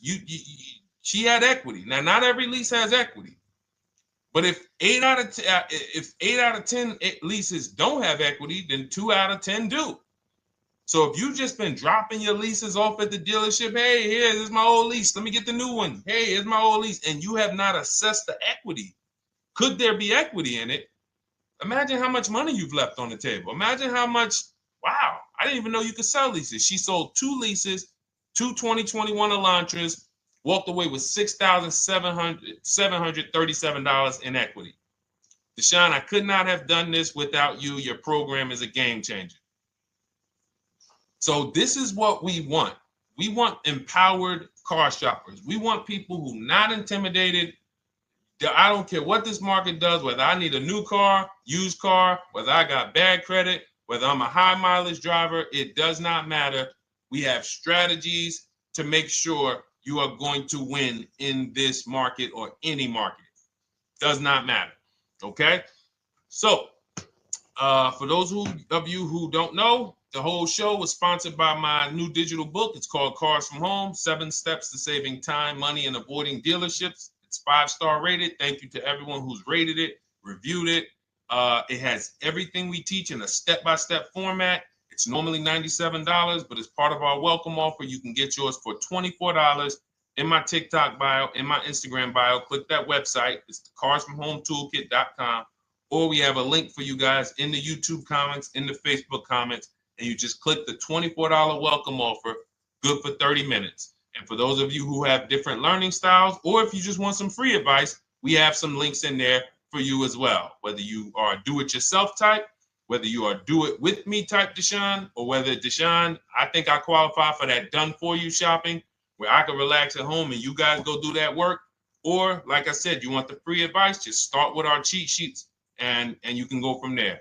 Whatever is right for you, you get it done. We just want to move you from anxiety, from, oh, I don't know what to say, from watching people online who call dealers and negotiate. Hey, take off $5,000 so I can have a viral video. And now you're talking to an 80% dealer. So the 80% dealer has the $5,000 to take off. So you look like, hey, yeah, see, I just got them to take off $5,000. We don't negotiate with dealers with fake fees. Like there's a saying, we don't negotiate with terrorists. Cars from home, we don't negotiate with dealers with fake fees. None of that stuff matters. Because what you want us to think is, look, see, I took off all of this money. Don't you want to buy the car now? But you took off the fake money. Had we been talking to a 20% dealer, what money are they taking off? The real money. The real money. So if we have two dealers, well, let's say 8, because y'all know I use the 80%. So the 80% are over here. The 20% are this small group over here that we got to find. Now, the 80% are starting so high that when they take off all the money, it's fake money. We marked up our cars. We got platinum kits on them. We got the Hertz service plans on them, and the Simonized kit and the low, all of that stuff. Okay, so yeah, we done took off 5,000 for you, but 4,000 of it was fake. Meanwhile, this 20%, they don't have the fake. So when they take off 4,000, it's real 4,000. And we over here talking to these people. Hey, take off all that fake money. See, guys, you can do this too. So listen, we bidding is the way to go. You cannot negotiate your way to a below market deal, but you can get bids and it will make your life easier. You'll start to enjoy your car shopping. You'll start to feel like you're empowered. You're the prize. Someone won your business. They won your loan. They won the opportunity to buy your car. You are the prize. So that's what it's about. So we are here Monday through Thursday, 12 noon. Make sure you meet us live or tell your friends and family who are shopping, hey, hop on this show. We're live on TikTok, Instagram, Facebook, and YouTube. But we will broadcast the show for the rest of the day. So those who want to catch up on some things that you may have missed, or if you just jumped on and you're like, whoa, man, I missed a lot. We'll rebroadcast this show for the rest of the day. But tomorrow we'll be back, which will be Tuesday, May 6th, 12 noon. Meet us here live. Thank you so much. Welcome to the new followers. Thank you to everyone who gave me gifts. Thank you to everyone who bought a book. Thank you for those of you who are in Shop with Deshone. I look forward to your success stories. Always a pleasure.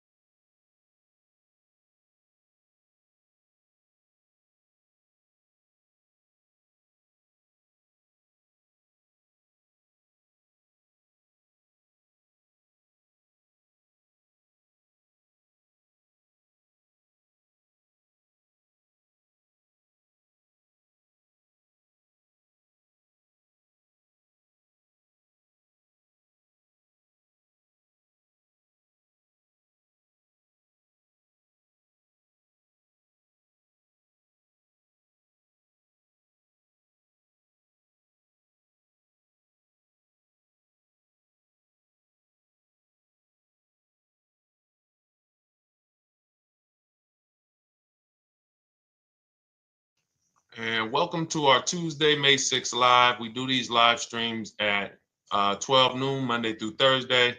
I am your host, Deshone the Auto Advisor. And for those of you who've never met me, I have devoted the last 4 years to teaching people how to get the best deals on cars and to learn all the mistakes that the industry, the car industry, would love for you to continue making, because they make a lot of money when you make mistakes. And so what we do here is we really just do questions and answers. I will teach on various topics that I feel are widely misunderstood, like the subject of leasing. And some of you who are new here, if you've never been here before, could you type a 1 in the chat if this is your first time on a stream? We do these streams about 60 to 90 minutes. And if you're going to get the most out of them, we just ask that you lock in, that you focus, because we will be talking about $1,000 mistakes. Nothing here that we'll be talking about over the next 60 to 90 minutes is hundreds of dollars. You know, I'm not looking to, have you spend some time with me on a Tuesday to talk about how to save hundreds of dollars. No offense, I'm sure that's important to some people, but we are here to talk about things that are affecting your bank account by the thousands every year. And so if you got some time, I would love for you to hit the like button, like wherever you are, and let's just tap in. You can start to type your questions. This whole stream is sponsored by my new digital book. It's called Cars from Home, 7 Steps to Saving Time, Money, and Avoiding Dealerships. It's a digital book. It's 5-star rated. Thank you to everyone who's rated the book and reviewed it. And it's normally $97, but for the next 30 minutes while you're watching, you can grab your copy for 75% off. That's our welcome offer. We always like to reward people for taking action. So you can get your copy for $24 instead of $97.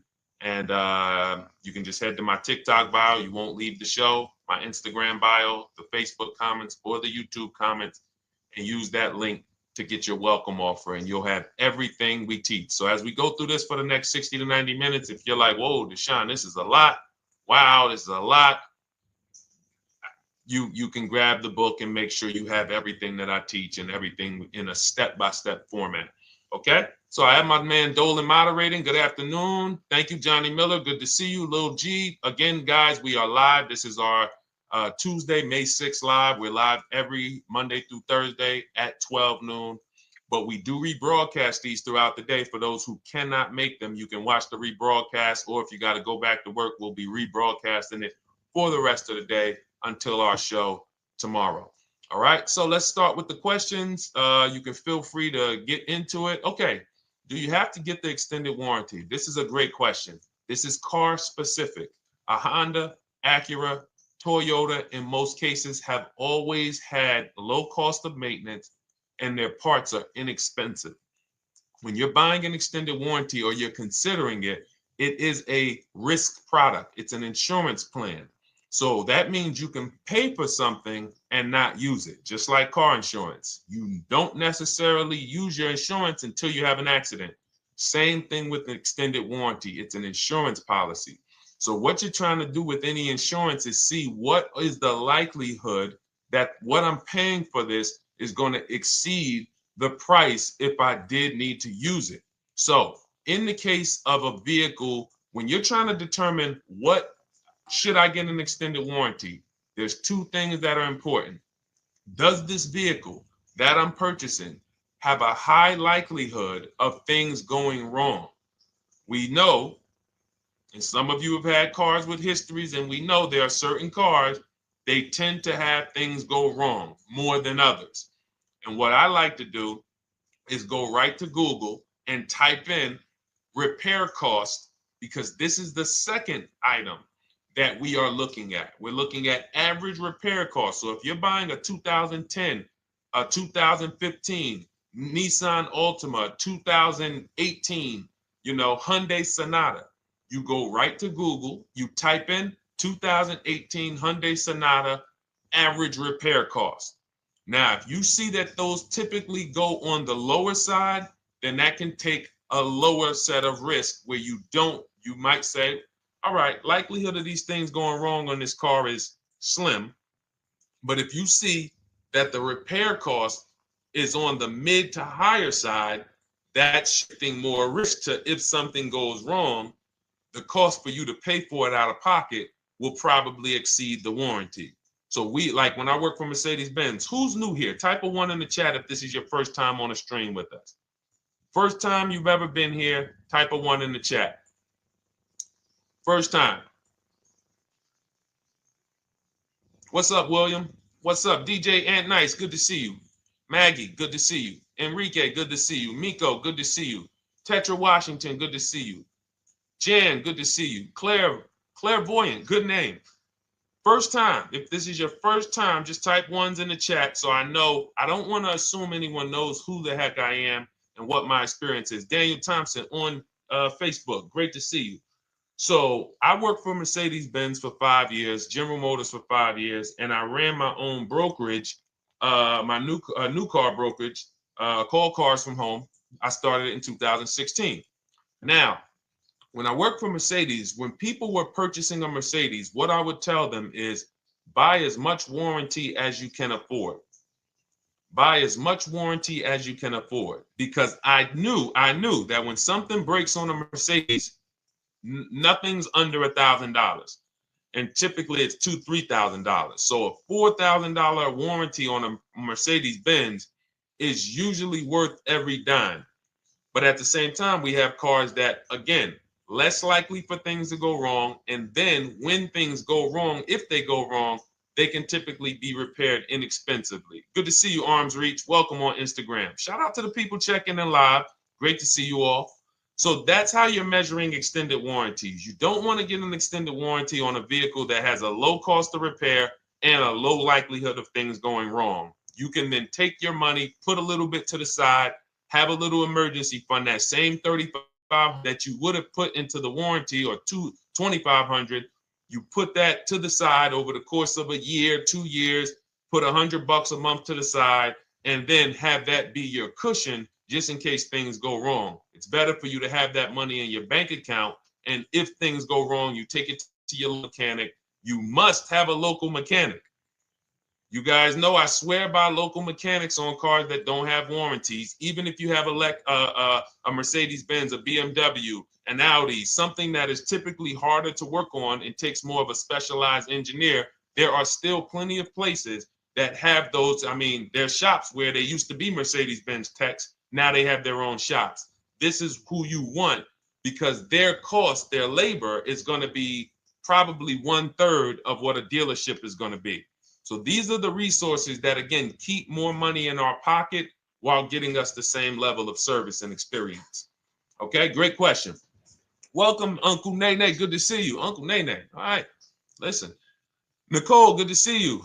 All right, Dolan, you can pull up the next question. Feel free to start typing your questions. And as we get more questions in, we'll try to get to all of them. You guys know we're not always able to, but we do try to get to all of them. How do I shop around for the best lease deal without affecting my credit? Well, first of all, you're talking to someone who's, just so you know, I've taught thousands of people to lease. I've gotten 7 leases. Now, when we look at what we are doing with a lease, first, we have to consider how we want the information presented to us. We are not letting dealers tell us how they're going to quote us. We are telling the dealers how to quote us. So we are going to have all our quotes. Thank you to everybody hitting the like button. I see you. I appreciate you.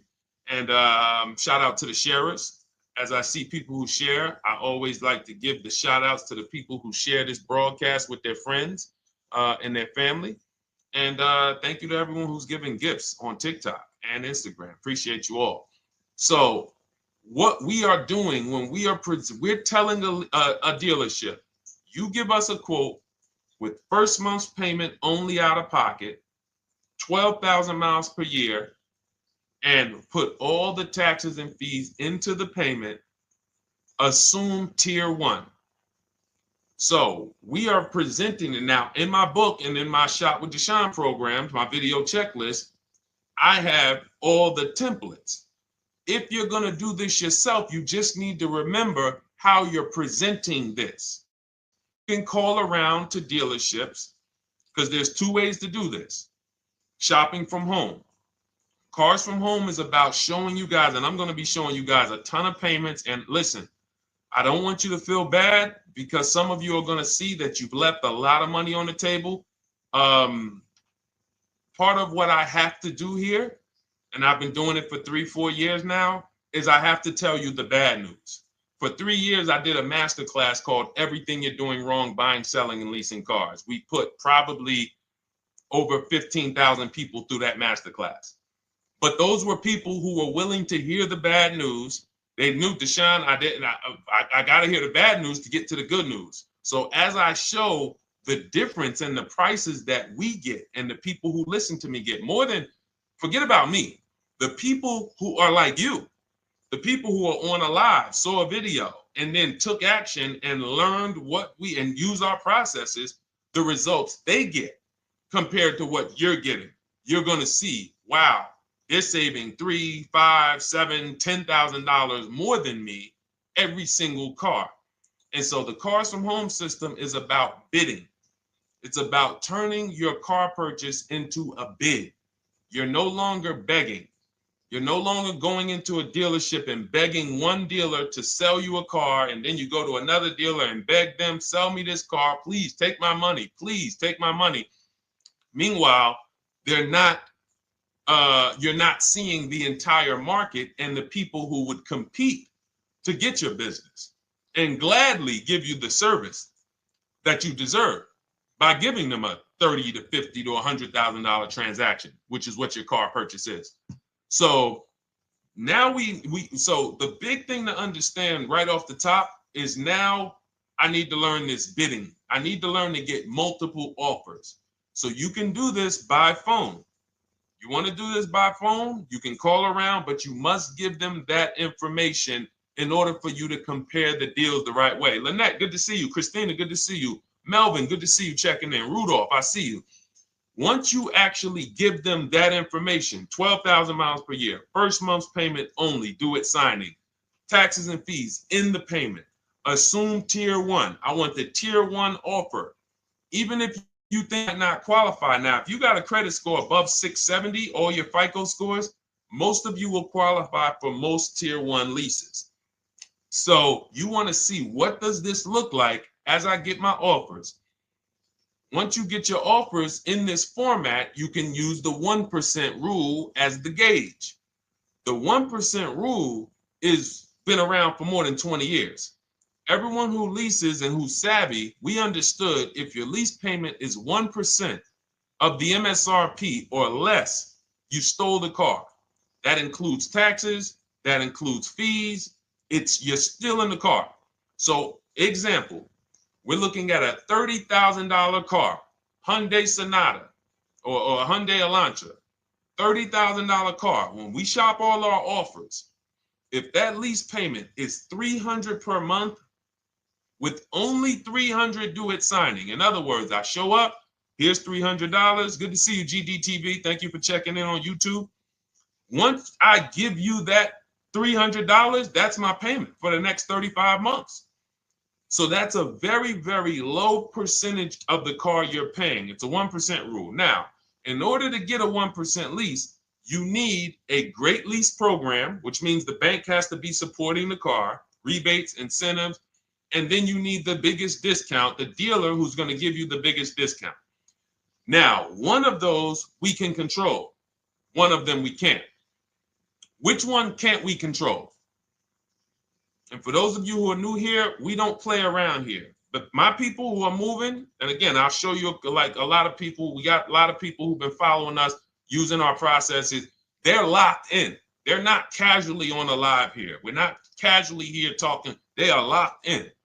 Like, boom, okay, I hear you. They're answering, they're typing, they're not, vacuuming in the kitchen and trying to hear. You can't do. We're talking about your second most expensive purchase of your life. It's going to be, you got to lock in.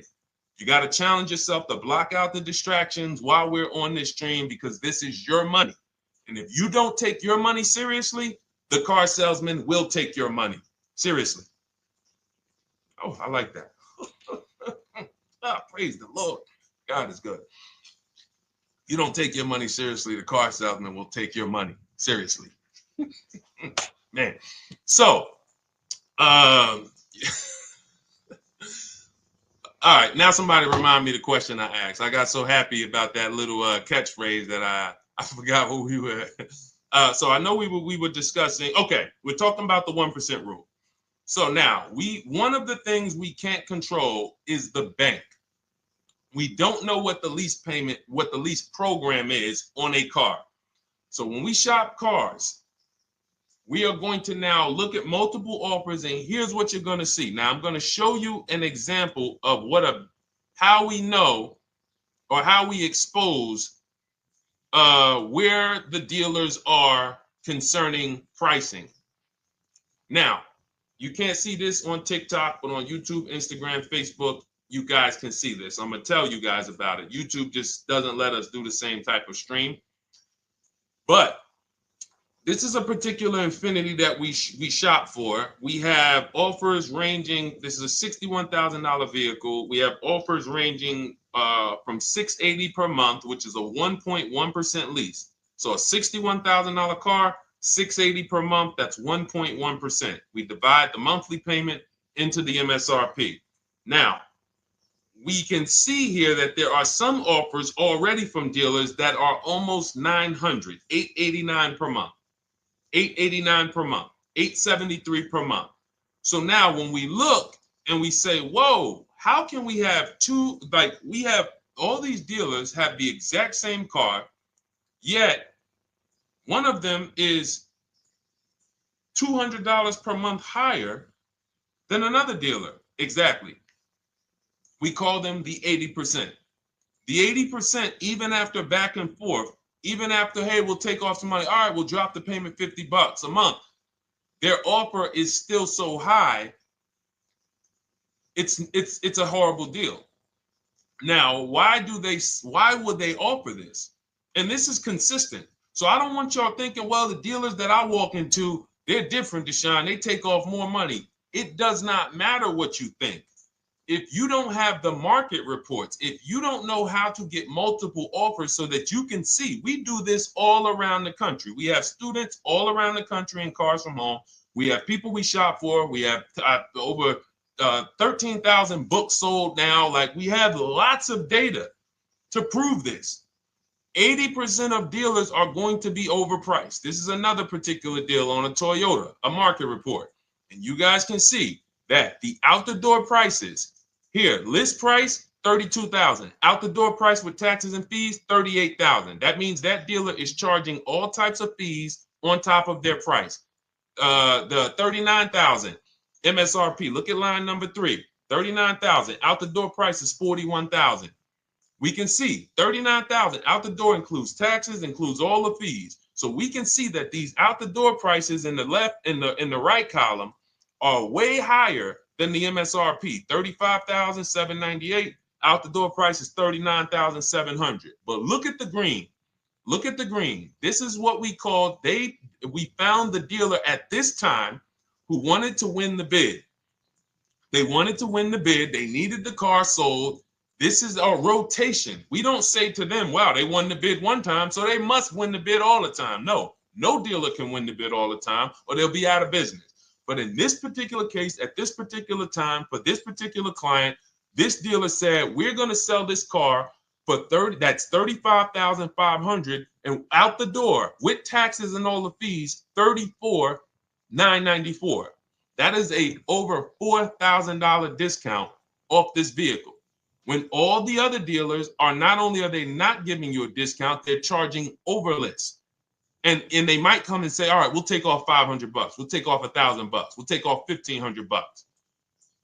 They might start so high with you guys that you think, wow, they started up here and I talked them down. They took off $3,000 from me, but they already were $3,000 in fake fees, protection plans, and all of this padding, dealer adjustments, which is fake fees.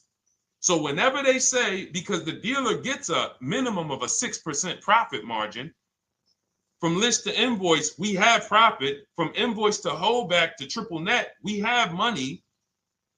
That's all the profit margin. On top of that, when we add a dealer adjustment, what we're saying is we're going to sell this car to someone who does not have the skills to find our competition. And they're going to come in, and if we got to take off $2,000 to make them think they won, this is what we're going to do. But what we do here, what people like Brian is going to do, look, just finalize my first ever lease using your system, 2025 Honda HRV, $30,000 vehicle, $395 a month payment. no money down. His initial quote was $434. He ended up using our calculator, which we have in our book and in our program. If we put all our offers into that calculator, it tells us what to counter. He gets that offer for $395. That's his deal. We look at somebody like Wendell. Look, thank you.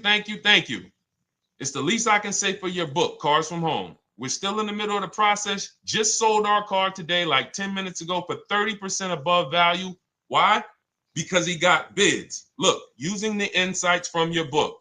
I've read the book multiple times and told many people about it because it's that good. It's so intuitive and insightful. We'll be moving to the next step soon, and I'll write again. So now you heard him say we're moving to the next step soon. Step 2 in my book is the equity assessment. That's when we get bids for the car we have. We get bids. You're going to go to, listen, you should never be trading your cars in. Let me ask you all a question. Do we get the most money for you name me one thing that we get the most money for that thing trading it. Name me one thing. If I had this iPhone, do I get more money trading that iPhone in for another phone, or do I get more money listing it online and selling it to whoever will pay the most? Trading or selling?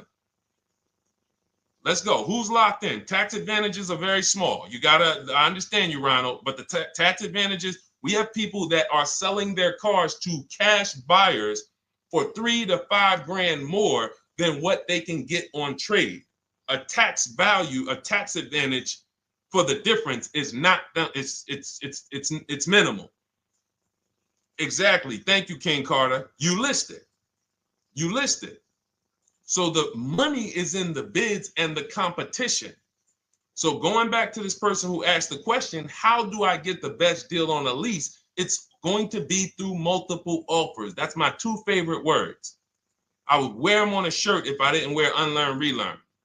Because more than multiple offers, I need you to unlearn. Because the people who come with bad information from years, Deshone, this is not how my uncle taught me to buy cars. Deshone, this is not how I ever heard about getting cars. I was always taught just go in and just don't tell them about your trade and then ask to see the invoice and all of this stuff. That's what I was taught. Yeah, but you're not going to get the prices we're getting until you unlearn all of that bad information. Bidding is how we buy everything. When we go into the supermarket to get spaghetti sauce, all of those companies are bidding. They're bidding. Hey, listen, we'll sell you this for $3.99. Hey, we'll sell you this for $5.29. But we got a better product. We got quality. Look at us. Look, it's all bids.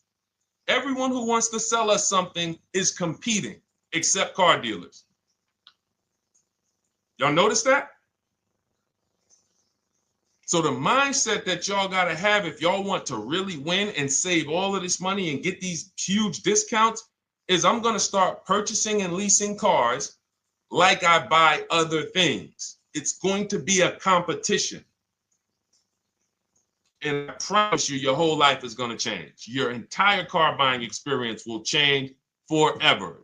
You will be sitting here just like my man Ken, graduated, $585 a month payment, no money down on his Nissan Murano Platinum, $50,000 vehicle. He's paying $585, no money down. $50,000 vehicle. How much would a $50,000 vehicle cost us on a loan if he purchased it? How much would a $50,000? Some of you know every $5,000 is how much per month. Let me see who's locked in. Who's locked in? Every $5,000 is how much per month on a loan. I see you, Daniel Thompson. Check in. Good to see you, Dane. Thank you for breaking it down with complete truth. Keeping eyes wide open to know what to exactly expect. There you go, Dane. Welcome. Glad to have you here. We do not play around when it comes to this. All I want you doing is winning with cars, in love with your deals every time you get a car. All right, nobody knows the 5,000. How much is every $5,000 on a car payment?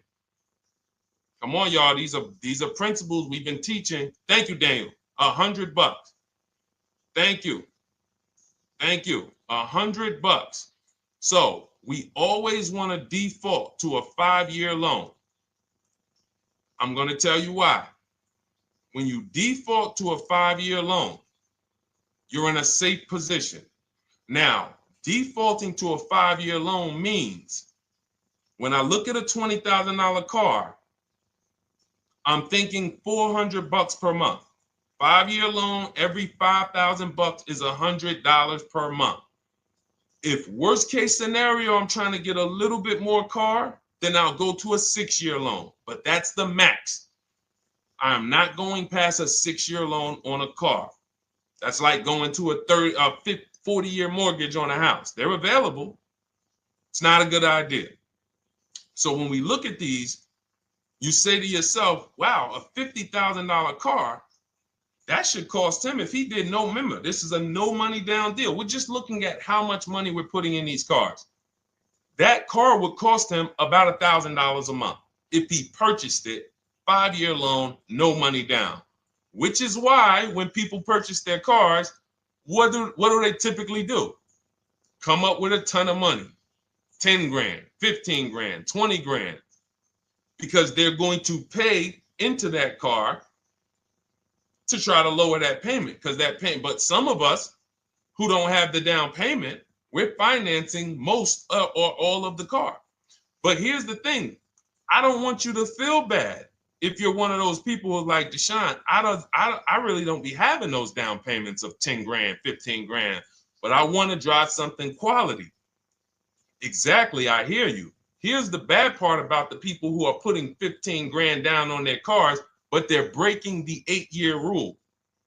This is what we call in Cars from Home and everything I teach, the most important question is how many years are you going to keep this next car?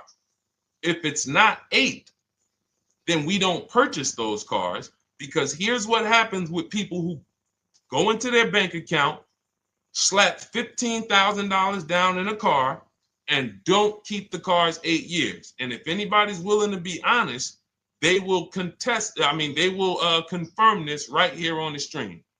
When they go to replace that car in 3 years or 4 years, they literally have a little bit of equity. Maybe they're just breaking even. They're not getting that 15 grand back. It's gone. It's gone. Anyone who puts 10 grand down on a car and then comes back in 3 years, 4 years, all right, I had the car 4 years, 5, listen, I'm going to switch this thing up. They still have a payment. They are barely breaking even. Meanwhile, their payment was 400 or 500, almost double what it would have been if they leased a car, got a below market lease, and they drove a car, no warranty after 3 years, they're driving an inferior product. So if it sounds like I'm here to destroy people from purchasing who are not keeping their cars long-term, that is the goal. Because as long as you are buying cars that you're not keeping 8 years and you buy them, you turn around and you replace them, you are going to continue to spend way more money than people getting below market leases like Ken and like a lot of other people I'm going to show you on the stream. Lots of other people. Look, dealer American Senior Benefits Plan. He's enrolled with us under his company name. Dealer MSRP on this car was $36,300. 2025 Kia Sport X line. MSR, boom, boom, 561. Monthly payment is $400. Use the system back and forth. Got $400 a month on a 2025 $36,000 car. Once we put our taxes and fees in that would be a $700+ payment. $700 payment. He's paying $400. And y'all wonder why people are losing cars. $300 more per month to drive the same car? It's ridiculous. Imagine somebody like you, when you learn, now you're pulling up. I'm going to tell y'all one more story, and then we'll go into some more questions, because you might not remember what I'm saying. So those of you who have the book, you got this for the rest of your life. But you will remember, hopefully, a story. I'll tell you about my neighbor. So my neighbor finds out that I'm into this car business and that I educate. And he said, hey, Deshone, I was watching some of your videos and I come across this 8-year rule that you teach. And his wife had actually had a Kia Telluride. Popular vehicles, probably been one of the most popular SUVs, that the Palisade, since 2007, 2019. Super popular vehicles. People were charging $5,000 over sticker for them during the pandemic. People were paying it. We were getting them at discounts. Now, his wife totals the truck. She has an accident, totals the truck. She's fine. Truck is totaled. He was financing it. He said, Deshone, I see this 8-year rule thing, man, and I don't keep my cars 8 years. I said, okay. He said, so I'm thinking I should, like, you're saying I should be shopping for a lease on my next one. I said, exactly. I said, make sure you get multiple offers, because if you just walk in and say, hey, work me up a lease, they'll give you the same payment you had on the purchase. And then they'll tell you something ridiculous that they want you to believe, like, hey, the lease is the same price as the purchase, so you might as well just purchase it. And people believe this stuff. Now, I said, you get multiple offers, stay at home. He calls me, he says, Deshone, I got the new version of the Telluride, new. I'm paying $479 a month. He's $497, and then he said, I think he put down like $1,000, bring it down to $479. $497. He was just paying $800. Do you think anyone can tell him anything about leasing? He's pulling up in the same exact truck. In fact, the newer version. He knows he wasn't going to keep the car long term anyway. He's not going to pay it off and then keep the car and have a paid off Kia Telluride for 10 years. That's not what he does. He keeps them 3 years, 5 years, 7 years, and then he replaces them.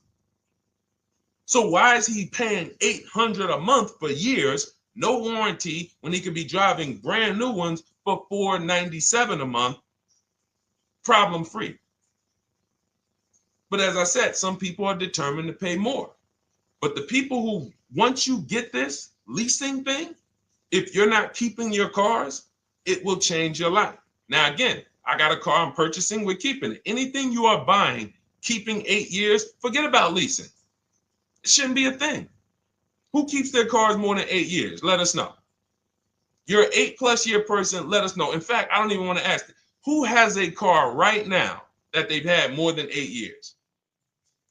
And then we'll answer. I want to get Kathy's question too. And then let's get some purchase questions. Let's get some used car questions. Let's get some bank financing questions. We do it all here. But one of the most misunderstood subjects is this leasing thing, and it is costing you guys thousands of dollars every year. And you're driving old cars with no warranties, paying high payments on them because somebody told you you should be purchasing cars. I'm here to tell you they owe you money. They owe you money. All right? So who has a car right now that they've had more than 8 years? Let us know. How many years have you had it? And by the way, for those of you who just joined, this is our Tuesday, May 6th live. We are live every Monday through Thursday at 12 noon Eastern time. So for those of you who are here catching us live, that's when we're live. We will rebroadcast this and replay this show throughout the rest of the day for those who could not catch it, or if you had to jump off, go back to work. You're like, oh, I got to go back to work. You can catch it on the replay throughout the day. But we are live Monday through Thursday at 12 noon. So welcome to the people who are here. EJ, driving a lot of miles does not matter. Let me break this down for you. So right now, let's go to somebody who else has a lease. Let's look at, because who's heard with leasing you can't drive too many miles? Who's heard that, right? Type me if you've heard that. Let's go. Type me if you heard that. Come on, where's the locked in people at? I see Kathy, I see EJ, I see DJ Ant Nice, I see XP. All right, I see Mr. Slim. Welcome to the community. I see Rhonda. All right, where are the locked in people? Instagram, where we at? Locked in. All right, dang, I see you. Jamel. All right, perfect. So, Sherry, I see you. Sherry Baker on TikTok. So you've heard, oh, you can't drive a lot of miles with a lease. Let's be clear here. You choose the mileage on your lease. It's not selected for you. In fact, the only time it is selected for you is if you don't realize you choose it. That's the only time they're going to choose your mileage for you. If you go in and you do something like, hey, work me up a lease deal, they're probably going to work you up a 10,000 mile a year lease deal. And they're probably going to say, hey, you need $3,000 down, and this is going to be your payment. And next thing you know, it's a high lease, and it's just terrible. Happens all the time. We tell people how to quote us. First payment due at signing, taxes and fees in the payment. So now let's look at a lease, and let me show you what it would look like. So this is Val Boss Lady. She's in our Shop with Deshone program. Everything that you guys know that we're talking about here, if you're like, hey, I really, really want to go deeper, I want the step-by-step, the blueprint, that's my digital book, Cars from Home, 7 Steps to Saving Time, Money, and Avoiding Dealerships. Normally $97. You get a welcome offer. It's 30 minutes because I want to see you win, and you get 75% off for 30 minutes. If you go to my TikTok bio, Instagram bio, YouTube comments, Facebook comments, click those links, and then click that one that says $24 welcome offer. 30 minutes only, reward for taking action. You have everything we teach, the low market leases, the low market purchases, used cars, bank bidding war, making banks and credit unions bid, all of that, $24. You can, somebody emailed me yesterday, said, I'm $15,000 up with what I've learned from you already. And so if you can get it for $24, you can save tons of money for the rest of your life on a $24 investment. In this case, Val's in our, she's more of a wants to do it with me type. Videos, checklist, she doesn't want to read. That's our Shop with Deshone, do it with me program. I coach people.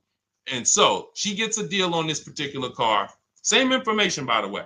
Not better information here than the book. It's just different learning styles. So she gets a $51,000 electric vehicle, 2025, beautiful vehicle. She's paying 1.16. So her payment on this car, on this $51,000 car, let's continue to make sure we understand the price of these cars. $51,000 car, her payment is $591. No money down. Now, some of you might say, wow, if I got $591, I'd probably put like $3,000 down, bring it down to $499. You could do that. That's how we can do. We can do that because she already got an incredible deal. Then we're just determining how we want to structure our payment. And thank you for everybody sending me gifts. I appreciate you. Thank you for all the badges. I don't take it for granted. And thank you for everyone who's hit the like button. Those of you who are double tapping the screen. Every time you hit something on TikTok, you like it, you double tap the screen, you keep running those likes up. We appreciate you. It does matter. It helps spread the word. So let's say Val wanted, she's a high mileage driver like EJ. Let's say, EJ, how many miles per year do you drive? 20,000, 25,000? Let us know. I'm gonna show you why. In my book, I have 2 strategies for high mileage drivers. I'll tell it to you guys right now. How many miles a year do you drive, EJ? 25,000, 20,000? Those are both high. Let us know. Or if anybody, else, because, anybody else who's a high mileage driver, let us know. How many miles? 26. All right. Thank you, EJ. So let's just round that to 25 for now. Let's just round that to 25. So let's say instead of her $591 payment for a $51,000 car, now you could shop for a $30,000 car and you can have a 1% payment. If it was, a similar deal, you'd be paying $300 a month. In her case, she has a $51,000 car. She probably wanted a nice SUV that looks beautiful, that some other people are paying $1,000 a month for. She's paying $591. But if she wanted to bump it up to 15,000 miles a year, she'd be paying another $30 more per month. She'd be paying $620. Now, if she wanted to bump it up to 20,000 miles per year, she'd be paying probably another $80-90 per month. So she'd probably be paying $700 to drive 20,000 miles per year. Now, let me tell you guys, because some of you guys who are like, yo, man, those payments are high. We're talking about $50,000 cars here. So if you were shopping for a $30,000 car or $35,000 car, naturally, if we took the same exact numbers, let's take a $35,000 car, 1.16 lease. That's a 406 payment, probably $399. So now, in order to go, and let's say you're a high mileage driver, just like EJ, you want to add another 15,000 miles to your lease. You're probably going from 400 to 550 or 575. But you have all the mileage you need. And here's the beautiful thing about that. If I'm paying $175 more per month, but I get all the mileage I want, and when I drop this thing off, I get a new one, I don't have to worry about negative equity, and I put no money down. That is way better than what most people are doing out here, what everyone's doing. Because I'm gonna tell you what most high mileage drivers do who don't put money down. They will go in, buy a car, take a super long loan, 6 years, 7 years, just so they could afford the payment. Now, here's what happens. They drive the car, they put 25,000 miles a year on it. They come back in 3 years or 4 years, and they say, wow, I got 100,000 miles on this thing already. Let me go and swap out the car. What situation are they in at that point, guys? You put 100, you got a 6-year loan, average loan. You drove 25,000 miles per year. You put 100,000 miles on the car in 4 years. You come back, you still have 2 years of payments left. 15 grand negative equity. I used to see it all the time. Thank you, I am rich. Locked in on Instagram. I see you. Locked in. See it all the time.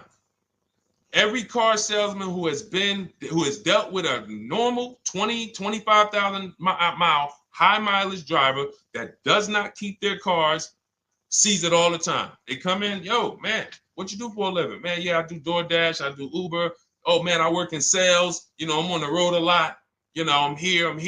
You know, all right, I want to replace this thing. I got like 110,000 on it. Okay, you still got a loan on it? Yeah. All right, we already know you got negative equity. Then we appraise the car. All right, the car's worth like 7,000. How much you owe? Man, you owe 19,000. All right, well, what can I do? Can you get me into something? Roll that loss all the way over. On top of that, you finance the car, so your payment is high. You finance the whole car, so you're paying a high payment compared to if you had leased, just literally shop for your leases, added your miles to the lease that you needed. You're paying $175 more per month. You got a brand new car. And I'm going to tell you, I did not make this up. I learned this from someone. A lot of what I'm teaching you, I learned from my clients when I was in the dealership. This guy, I worked at Hyundai for six weeks. Man, this dealership, the owners got indicted. I got out of there. Way before the owner got indicted. It just had straight up highway vibes, like the worst you could ever imagine. As I was in there for 6 weeks, I was a manager. I enjoyed being a manager. We did a lot of deals in my department in 6 weeks. But I said, I am out of this place. Anyway.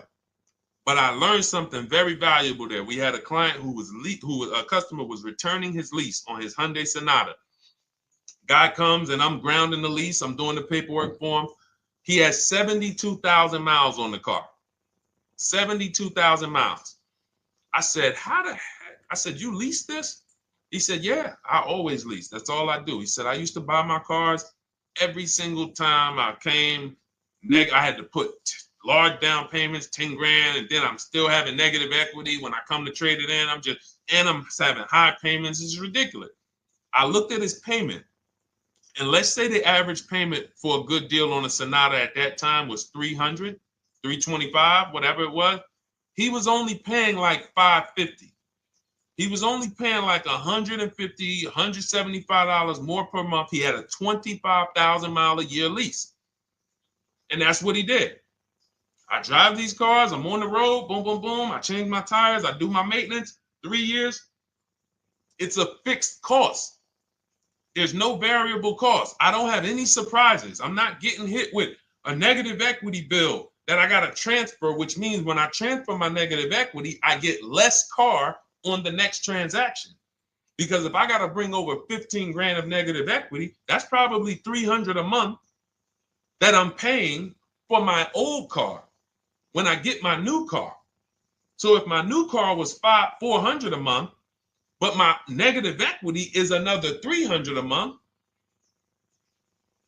I'm getting less car for my money because now I got to take all those losses and bring them over to my new car. This is high mileage drivers and people who don't understand leasing. That's why you're losing so much money. And when you just flip the switch and realize Deshone is not talking to me emotionally, I am not talking to you about never do this, never do this, like these other people who say this, do this. This is how you buy a car. They never talk numbers. Y'all notice that? You notice that, right? You never hear them talk numbers.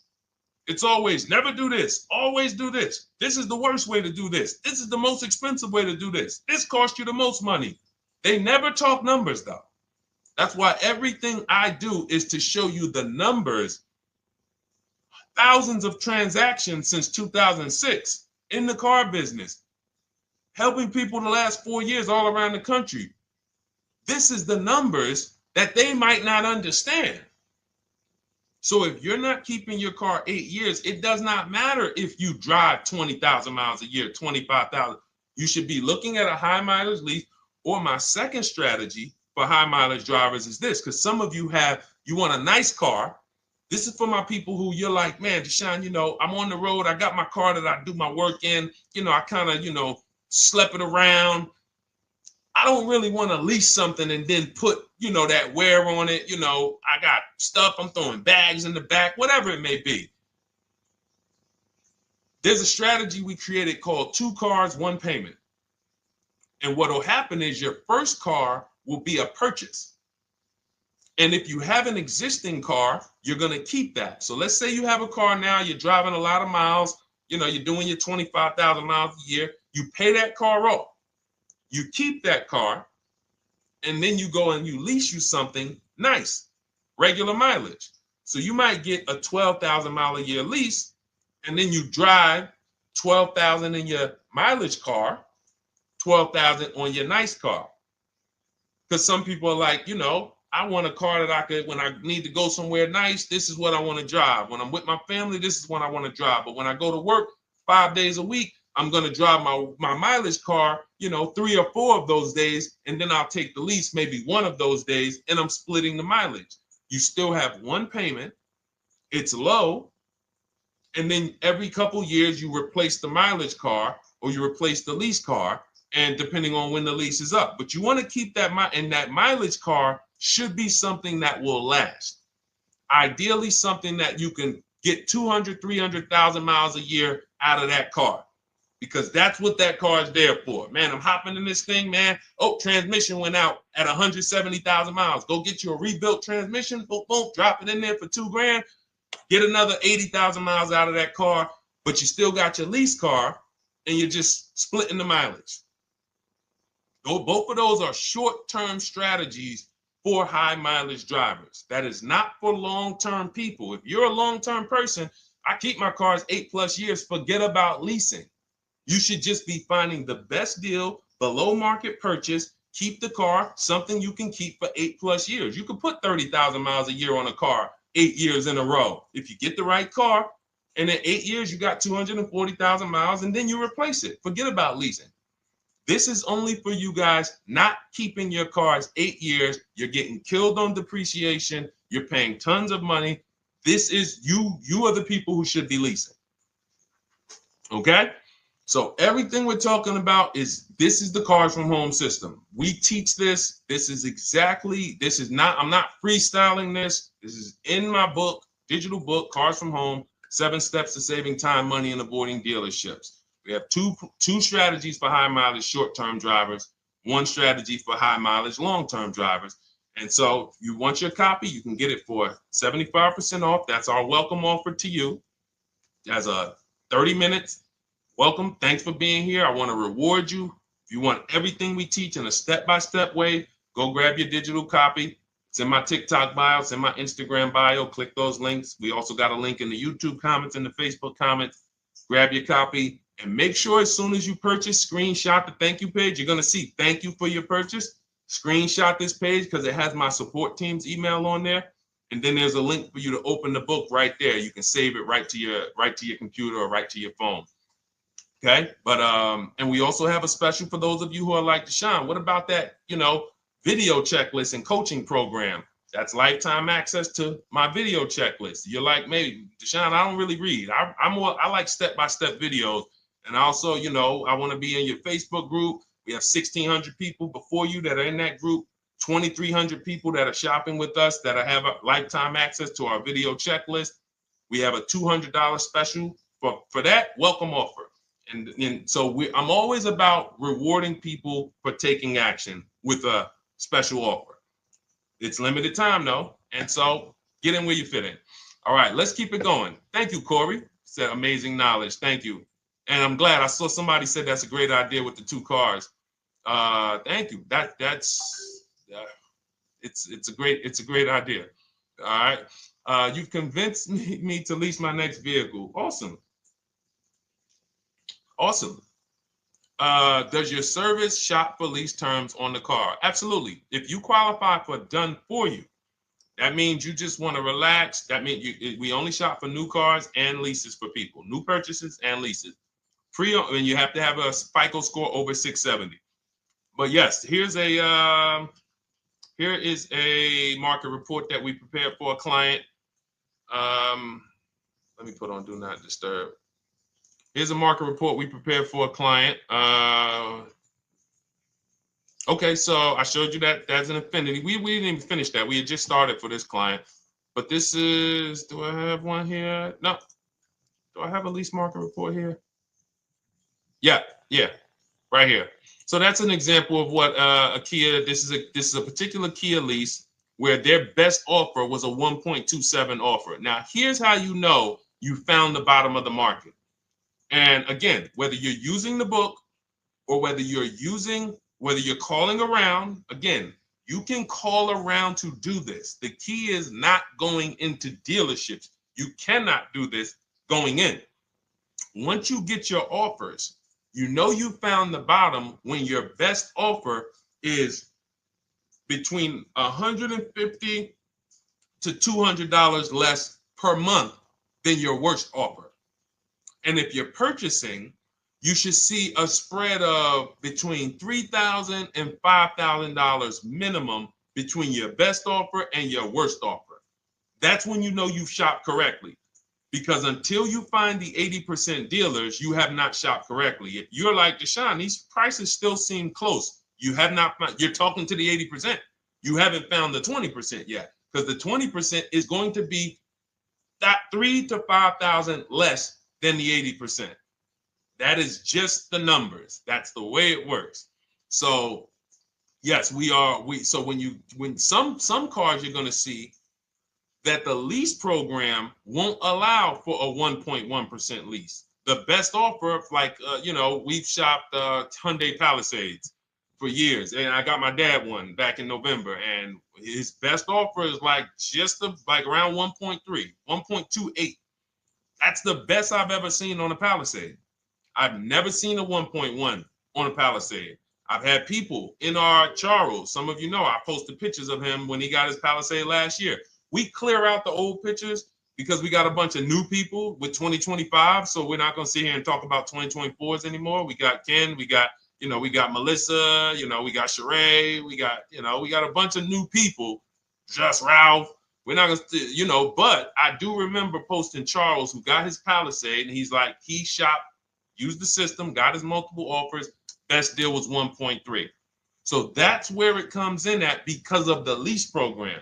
That dealer is already taken off to win the bid, probably taking off $5-6 grand. But if they don't have more rebates and more incentives and a better, then it's not going to lead to a 1% lease. So the 1% leases come from major incentives. Maybe sometimes they have too many of the vehicles. They want to move them. Lots of bank support. But what I tell you is you should be looking for between 1.25 and 1.5. That's how you should budget for a lease, between 1.25 and 1.5. That's a great deal. And if it has a really aggressive lease program, once you get your bids, you're going to see it fall under the 1.25. You see it fall into 1.1, 1.2. but we don't know what the lease program will be until after we shop for that vehicle. Okay? So yes, absolutely. It's an empowering way to shop. It's also fun because you can see, man, I'm not begging anymore. Like these people are like, please do business with me. Please do business with me. And then you start to feel bad for everybody who's still in those dealerships doing it the old way because they're talking to the 80%. There's no way they can win. They don't even know there is an 80% to realize that's who they're talking to. So when the dealer says, all right, I'll take off $4,000, they're like, wow, I won. Man, the dealer took off $4,000. But if they saw the whole market, they would understand that that dealer actually is overpriced by $7,000, $10,000. So taking off the $4,000 means nothing. It's just sad. It's a sad thing. And that's why I spend my time trying to convert you guys from negotiating one-to-one to getting multiple offers so that you can see for yourself. All right. Thank you, Julie, name Richardson. Thank you for sharing. XP got the number 2 gifted badge. Forgive me because I don't really know what that means, but I just know that's what it's saying. So I appreciate it. Thank you, Corey22. Sherry Baker, thank you so much. Number 1 gifted badge. All right, let's go to some more questions. We got some more questions. Dolan, I'm sure you got a lot of them.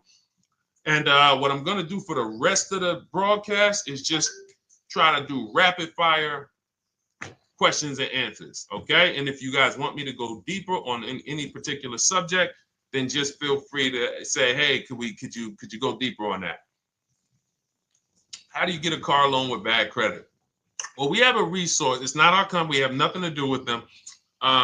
But we always try to stay up to speed on who's financing people with bad credit, because the goal is you don't want a dealer controlling your financing. Somebody just came up to me. He's a neighbor. He's like, aren't you in the car business? I said, well, yes and no. He's like, well, listen, I got a connected Acura. Anybody you send me, they get anybody approved, I'll give you $1,000. I said, okay, cool. Thanks for the information. For them to give me $1,000 just for sending the customer, and he's also a middleman, he's not a salesman, how much money are they making on the customers? If they're going to give me $1,000 just for sending someone with bad credit to them, how much are they making on the deal? Arms Reach, congratulations. Just got my book. You use it when, please send me your email testimonial. Well, as you use it, just as you do your equity assess, everything, email me. Congratulations. How much are they making? We can imagine, right? If they're giving me $1,000 just for bringing them the customer. So this is what happens when you let the dealership control the loan. Because why do we separate? All right, I'm gonna break something down I call the 3 pillars of great car deals. Three pillars. You can't get a great car deal without maximizing each pillar. And some of y'all that have been with us for 3 years, y'all already know the 3 pillars. First, who you buy your car from. Second, who you get your loan from. Third, who you sell your old car to. That's 3 separate transactions. The car business has trained you guys to give them all 3. All 3. The car business has trained you guys to give them 3 transactions. Anytime you purchase the car, who's done this? Be honest. Purchased the car from a dealership, sold them your old car, in which case you call it a trade, and they got you your loan. Who's done this? 3 transactions in one. Why do we know these are 3 transactions? One, there's competition. People want to buy your car. It's okay, Corey. That's that. Thank you for being honest. That's how we change. The reason why we know that these are 3 transactions because there's people who want to compete in every one of them. There are people who want to buy your car. That's why step 2 in our book, we never trade. We get offers from CarMax, Driveway, Carvana, AutoNation, Car Gurus, Kelly's Blue Book Instant Cash Offer. It's a bid. We just had someone sell their lease. Miss Hickman, she sold her lease, made $4,700 selling her lease. CarMax won the bid. Drove the car for 3 years, had equity. She dropped her lease off. They gave her $4,700.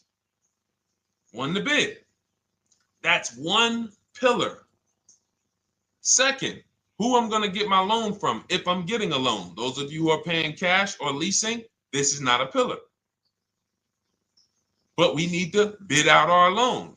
We had a great talk yesterday on our show yesterday where I asked, who do you guys get your loans from? Most people said the bank, the credit union, the dealership. One person said the right answer, whoever gives me the best APR. That's the right answer. And then we have who we buy our car from. There's banks and credit unions that want to compete for our loan. There's multiple dealers who want to compete to sell us a car. So we can't get a great deal until we have bid out each pillar. And that's why when we have bad credit, if we let the dealer now control, this dealer has a car. We didn't bid out that car to find out, is it a great price? Now they're also giving me the loan and they're charging me 25%. We didn't bid that out to see, is that the best loan I could get, even with my bad credit? Is that the best loan I can get? So the key, what you want to do first, if you have bad credit, is I'm online looking for anyone who will finance me with bad credit separate from the dealer. I'm not going to Carvana.com and saying, hey, you can get a car with us you can get a loan with us as long as you buy a car from us. You're mixing the transactions. You're taking away my ability to get bids. I'm finding someone you should check out. There's a resource. Oh my goodness, what's the name of the company? It's in my book, but I want to give it to you. Goodness, it's slipping my mind right now. Send me an email or a DM, because here's the thing. If you use just that part and get the loan funded, but you don't know how to bid out everything else and structure your transactions, and are you keeping the car 8 years? Because if you're not keeping the car 8 years and you're like, Deshone, I hear you talking about leasing. I'm not keeping my car 8 years, but my credit's not good. The only purpose, if you telling me that I could be driving brand new cars for cents on the dollar, but I don't qualify right now, this car that I'm going to get is to set me up. So I'm not going to get a $30,000 car. I'm going to get me a $12,000 car, $10,000 car, the cheapest car I can get a loan on, so I can establish a payment history. And once I establish a 2-year payment history, yeah, I'm going to drive a car less than what I could drive. I got the money. I could afford more than this. But you're not setting yourself up for the right transaction. You should be setting yourself up and saying, all right, I'm going to sacrifice with this car, drive something that I know this is not my ideal car, but I'm going to build 2 years of payment history. So when I go and I swap into my lease in 2 years, I'm out with a brand new car. I'm paying cents on the dollar, and I won. But it was a plan. It was a long-term plan. This is the second most expensive purchase of your life. You can win every single time, or you can lose and set yourself and your family back 5 to 10 grand each car or more. Every time you get a car, it's 5 to 10 grand more you're coming out of your family's bank account than what could have. Then you got the car breaking down. Now you got tow trucks, all because you don't have an actual plan you're rolling out. And that's what I see a lot of people do with bad credit. Oh man, I got bad credit. I'm just going to go and get me something. I could afford $600 a month. And they go and buy the most expensive car. But because 25% interest is on the loan, they're not getting the most car for their money. Now, 3 years down the road, they're going to pay the high payment, still have negative equity because the interest is so high, and then they go and swap and do it again. And because the payment's so high and the car is older, because they want something fancy, but they really can't get that because, again, the interest is high. That's eating into their budget. Now they're going 3 years down the road. They missed 3 payments. They were late 3 times, so they're no closer to leasing. Credit's still bad. This is disaster. So if you're a long-term person, I break it down for you guys into two groups of people: long-term, short-term. Long-term high mileage driver, short-term high mileage driver, different plan. Long-term bad credit person, short-term bad credit person, different plan. If I'm a long-term person with bad credit, here's what I'm doing: finding the absolute best car I could find, getting bids, either new cars or used cars. We got the strategies for both. You can use the marketplaces, cars.com, Car Auto Trader. We got a whole strategy for how we find used cars, but you find that car, you pay your loan of 20%, 19%, 18%, if that's the best you can get. Because here's what you're going to do. In 2 years, you're not swapping into a lease. In 2 years, you've established a payment history, you fixed your credit, and now what are we going to do? You got a quality car. You're not thinking about trading it. You're not thinking about replacing it. You're like, man, this is my car. It's a great car. I'm just paying daggone 20% interest. What do I do now after 2 years? Now that my credit is good because I got a quality car, dependable car, I'm focused on fixing my credit over 2 years. What am I going to do after 2 years? Anybody?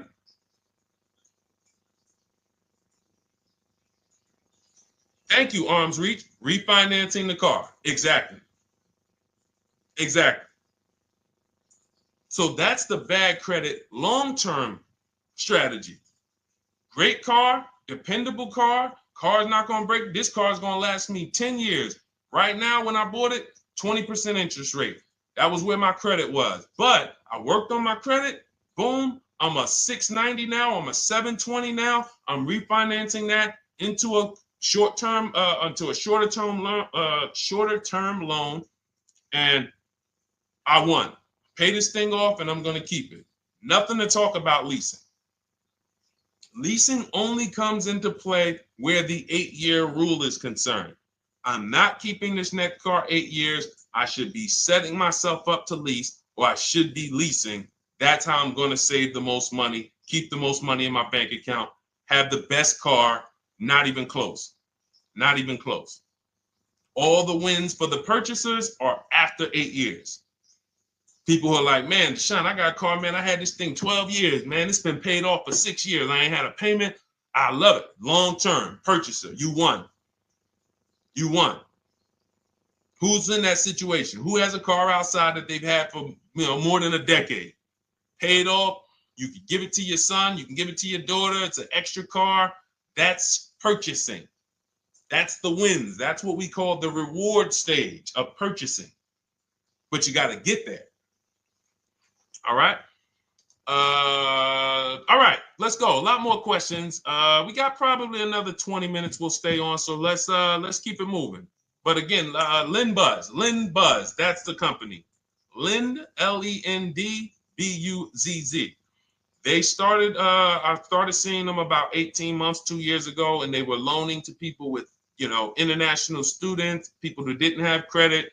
You want to try to find a place that will fund you independent of the dealership. That is what your goal is at all times. Independent of the dealership. Here, you qualify based on your income and your credit. You qualify for $18,000. Go find a car now. That is what you want.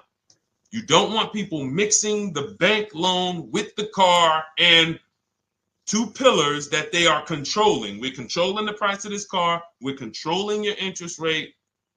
We don't want that. Yep, exactly, Cindy. For those who just joined, this is our Tuesday, May 6th live. We do these lives Monday through Thursday at 12 noon, so you can tell your friends, family. We wanted to now come up with a constant and consistent time where I can meet with you guys. If you don't have, if you can't stay the whole broadcast, we will replay these throughout the day because sometimes people got to jet back to work. They're watching us on the lunch break.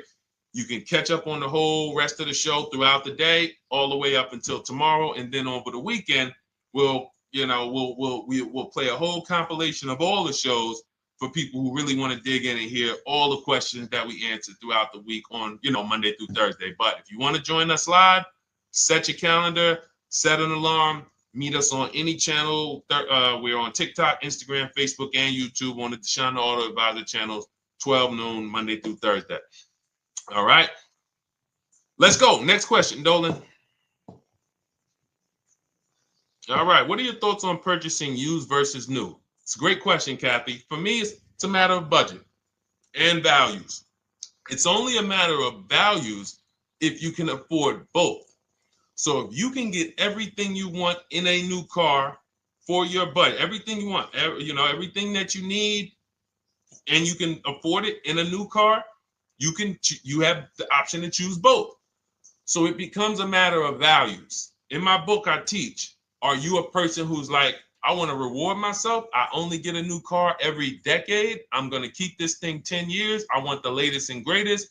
Therefore, I'm going to shop and get the best offer, get me a below market purchase. Because y'all notice I always put in a caveat of a below market purchase, below market lease. That's all we're talking about here with Cars from Home. That's all we're talking about. You need to, every purchase you make or lease you get, you want it to be a below market lease or purchase. So now, if I could afford both, is it I'm going to reward myself with a new vehicle, or do I have these other values where I actually want to knock 20 to 30 to 40% off the price to get even more for my money? So that's really up to you if you can afford both. There's no right or wrong there. It's a matter of, like I said, the values. Now, some of you once you look at your budget, I have a tool in my book and in our video checklist, the coaching program called the Perfect Budget Calculator. We invented this. So it's not on Google.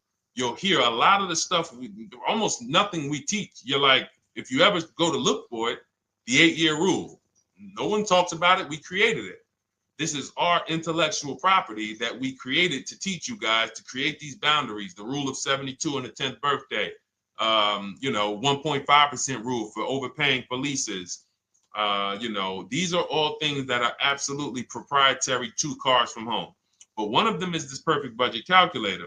Sometimes when we're factoring budgets with most calculators, they don't include fees that we know dealers have. And I'm talking about legitimate fees, tax, documentation fee, motor vehicles. So we're putting our budgets together, but we always get caught out there. Who's had that happen?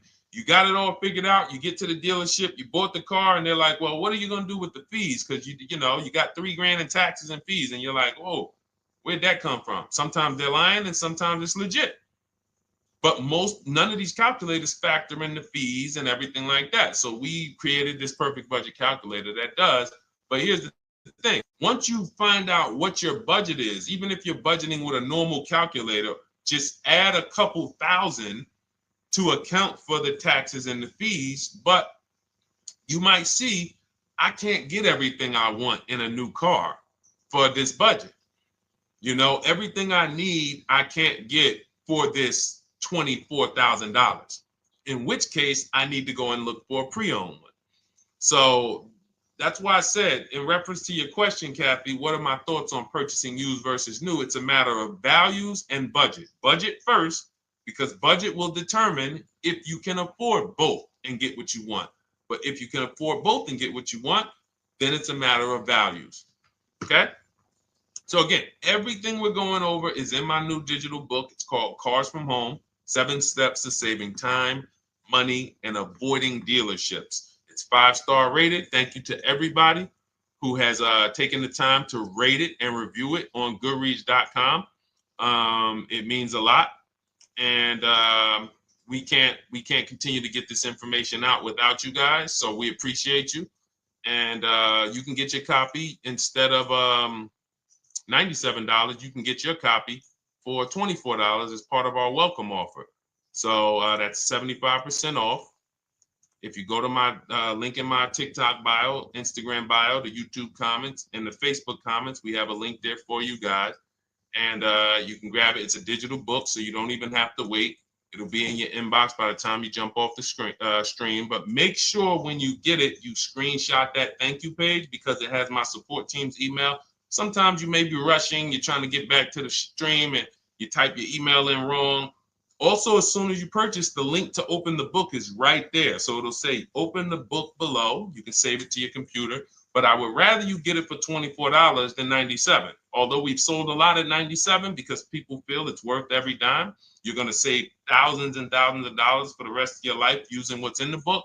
Your first transaction, you probably save $4,000 to $6,000 to $8,000 depending on the car. So $97 is great, but $24 is even better.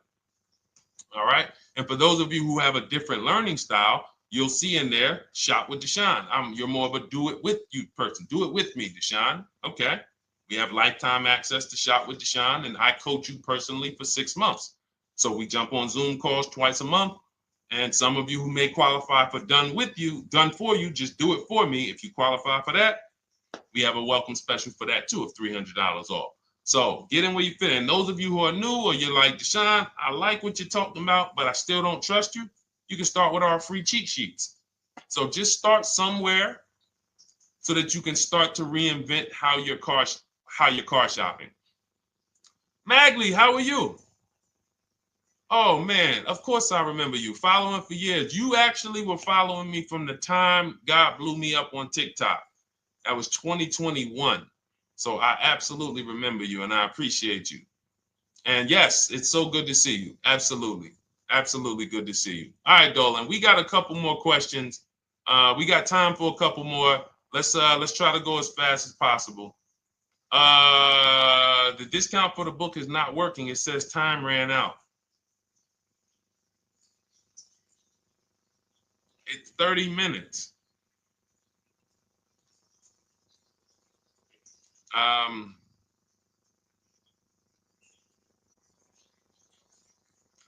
don't know. I don't know. Y'all help me out. I don't know what to do with that. I'm sorry. If the welcome offer for $24 was not really 30 minutes, then that means I'm just lying to you. You know what I mean? I'm just like, oh yeah, it's 30 minutes, but come back in 2 hours and it'll still be, you know what I mean? It's,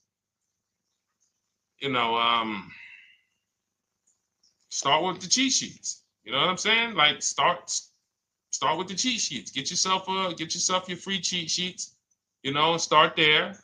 And when you feel better about working with us in some capacity, you go to the next step. Start with the free cheat sheets. All right, let's go, Dolan. So I'm a new driver. Should I be looking to be an 8-year person or a lease person? Well, I'll tell you this. I got 3 young adults. 2 my daughter, my daughter who's 18, my niece who's 20, and then a young man that I, basically like a son to me who's in the Navy and he's 21. Well, he'll be 21 this year. So he's 20.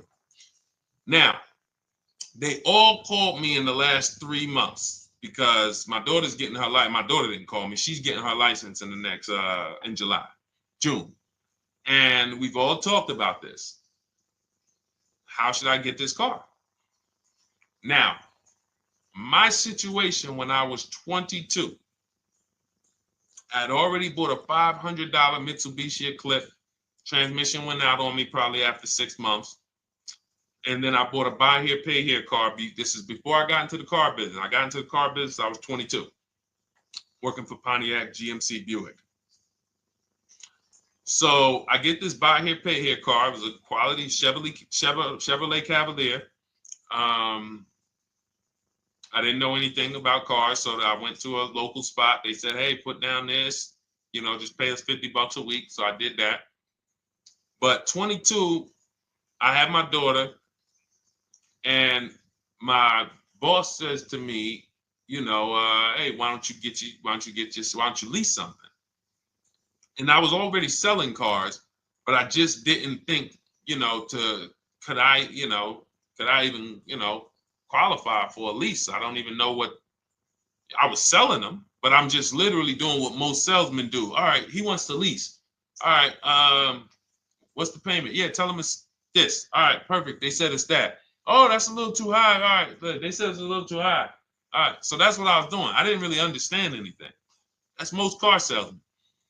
So I end up getting a Pontiac G6. I'm 22. I paid $256 a month. Now, it would have been less, but I didn't get a tier 1 approval because I didn't have, I think my credit was like mid sixes at that point. And you know, you really want to be over 670 to get most of the tier 1 approvals. But it would only raise my payment maybe 25 bucks. Wasn't a lot. Now I'm 22. I'm driving a brand new 2007. It's still 2006. 2007. I'm pulling up, brand new car, full warranty, $256 a month. At the same time, I have a friend, got a vehicle, Toyota, financed it, went in. She had, you know, we had our, she had a young child, a little older than us, maybe 1 or 2 years older than us. And then she goes and she purchases a car. $500 a month. She didn't get ripped. That's what a $20,000, $22,000 car costs. She got a Corolla. $500 a month. We're 22. Plus insurance. This is enough to break a young person, young family. I'm paying $256. She's paying $500. That right there. When I tell people that story, it's amazing to me how many people will say, Deshone, when I got my first car, my parents took me out. We financed this car. We financed this. I was paying $400, $500, $600 a month. Whether the parents were paying some of it, or they were paying some of it, or they were paying all of it. Thank you, Kathy. Appreciate you sharing. So this is what all of them, all three, well, 2 of them. I don't know about the young man. Because his parents.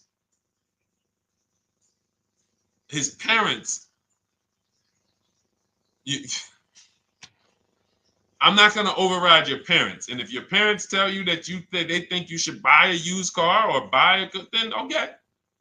But I'm just telling you, when you see my daughter and you see my niece pull up in brand new cars and they have low payments and they don't have to worry about getting stranded on the road, hey, call the tow truck. Do we still have a warranty on this thing?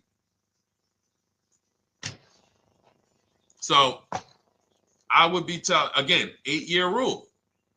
Because if I've had young people in their early 20s who are like, I'm not even into cars. Like, I'm going to buy this and I'm going to keep this car. Like, I'll keep it 8, 10 years. I don't.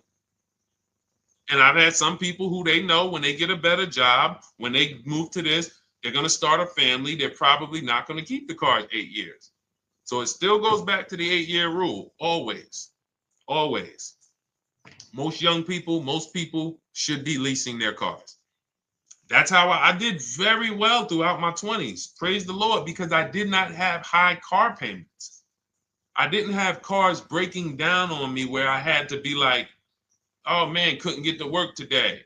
Not many 20-year-olds, 23-year-olds are keeping cars 8 years. So when you're putting them in used cars, you're really setting them up for failure in a lot of cases, compared to if they were just leasing, getting look, because some people be like, wow, are $300 car payments still out there? Oh yeah, they're still out there. Just you just are shopping for the right car. I know India had her look, Rosalie, she's in our Done With You video checklist and coaching program, like Cars from Home. She's, you know, this is our Facebook group she's commenting from. 3 vehicles she got, all for her sons, all of them. A Nissan Rogue, $399 a month. That's a $36,600 car. She got a Mazda CX-30. That's a $28,200 car. Payments $339 a month. $339 a month. And then she got a Mazda CX-50 for her other son, $40,000. On top, we haven't even talked about the equity and leases and selling leases and, you know, really maximizing the equity, because she said she got $6,700 selling 2 of the old leases. $6,700. Drove the cars for 3 years, had equity, bid it out, sold 2 of them, $6,700. You're probably like, Deshone, I didn't even know you could sell a lease. My question is, how much has that cost you? So when you're looking at investing in anything we're doing, be it my book, be it Shop with Deshone, our video checklist and coaching, be it our Done For You program. One thing that we do covers everything. Your first deal, if you're moving, you're gonna be like, shoot, I got everything I just invested back times 10. That's what we hold ourselves accountable to. Just her equity alone, she made $6,700 selling 2 cars. Didn't even know I could sell leases, and I just put $6,700 in my pocket selling 2 leases. Whoa. So $300 payments. Those would be perfect cars for young people. $339, that's with no money down. Imagine if she wanted to put another $2,500 down, bring the payment down to, $275. This is the way to be moving. And those of you who are getting this, are you getting this? If you're getting this, type some dollar signs. Who's getting this? Who's getting this? Type dollar signs in the chat. Who's getting it? Let's go. Who's locked in? All right. I see you, Mario. I see you, Dane. I see you, Terry Carter. I see you. Who's getting this? Who else is getting it? Who else is locked in?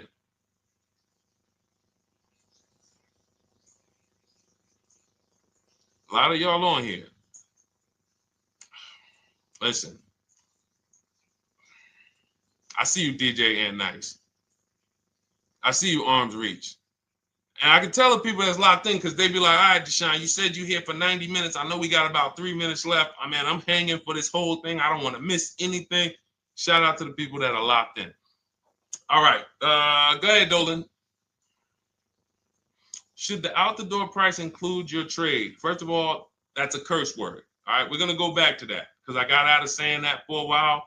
We do not trade cars. So you probably just popped in maybe about 30 minutes ago on the stream. We were talking about the 3 pillars of great car deals: who you buy your car from, who you sell your car to, who you get your loan from.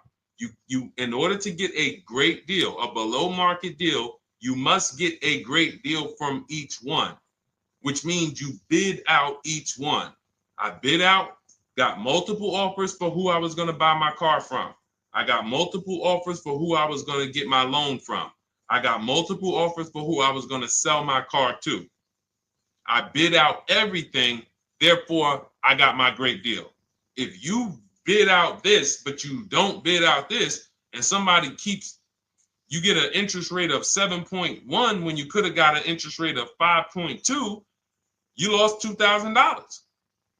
Depending on the cost of your loan, how much you're financing, you lost $2,000. Yeah, you did a bid on who you bought the car from, or you didn't bid out your trade, therefore you didn't find the highest bidder.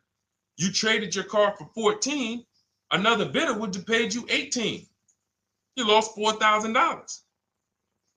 So you got to bid out everything. That's why we do not trade. The only people that have to trade are people with a lot of negative equity who can't pay off the difference. And that's why I am the reason for negative equity is not understanding leasing. You buy your cars, take out loans, switch the car. Negative equity. It's literally the reason for negative equity is I should have leased, but I didn't. Now I have negative equity because I'm replacing this car with a loan still on it. So out the door price will not include your other car. And if I was trading a car, then yes, the out the door price would include the trade. But because we do not trade cars, our out the door prices don't include the trade. Let me show you an example of what our out the door prices look like. So these are some spreadsheets for our Done For You program where we shop for clients. You can see here, this is we shop for a Subaru for this particular client. In this case, look, and you can see the MSRPs for this car is an inexpensive car, $27,000, $26,000. Look at the out the door prices, 29, 30, 30, 29, 29. These are all out the door prices with the taxes and fees. So you can see these dealers are giving either no discount or a little discount. 27 out the door price is 30,000. But look at the winner. Look at the winner. This particular dealer won the bid at this particular time They're not going to win the bid all the time. In this particular case, they needed the unit. $27,900 is the MSRP. Out the door price is $27,463. The out the door price is lower than the MSRP. How? Because they took off almost $4,000 in discounts. Almost $4,000 in discount. So every time you shop for your used cars or new cars, this is how you should be shopping. If you're not leasing, this is how you should be shopping. I'm getting multiple offers, out the door prices, comparing who gave me the best offer. Who gave me the best offer? Oh, look, Daniel Thompson said, D, I'm bidding out to sell my car and got a $4,000 swing from the lowest to the highest bid. This is the people who you listen. If I can bring them on and have them talk, they would be talking to y'all about how different this is. I didn't bring you here on a Tuesday afternoon, or you're not watching this. If you're watching the replay later on Tuesday, or maybe, Wednesday morning, we go live at 12 noon, Monday through Thursday. So we replay the show just for everyone who missed it. You can send all your friends, family, go to Deshone the Auto Advisor's pages, watch the replay from today's show. But they know this is, I didn't bring you here to talk to you about hundreds of dollars. We are talking thousands of dollars at all times. There is never anything that we talk about that is hundreds. Let someone else talk to you about how you can save a couple hundred more per month. We might be talking about hundreds per month. That might be the only time we're talking about hundreds, $200 per month. But other than that, which equals thousands. We're not here to figure out how we're going to save $50 this month. No, this is big, huge money. So thank you, Daniel. Thank you for tapping in with that information. So, all right, listen, guys. Everything we teach is in a step-by-step format, because when it's not step-by-step, you'll get overwhelmed.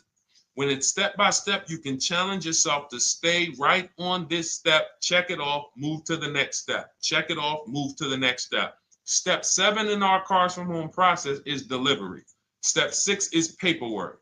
Step 1 is the most important question, which is the 8-year rule. It's literally called the most important question. 8-year rule. How many years are you keeping the next car? Step 2 is the equity assessment.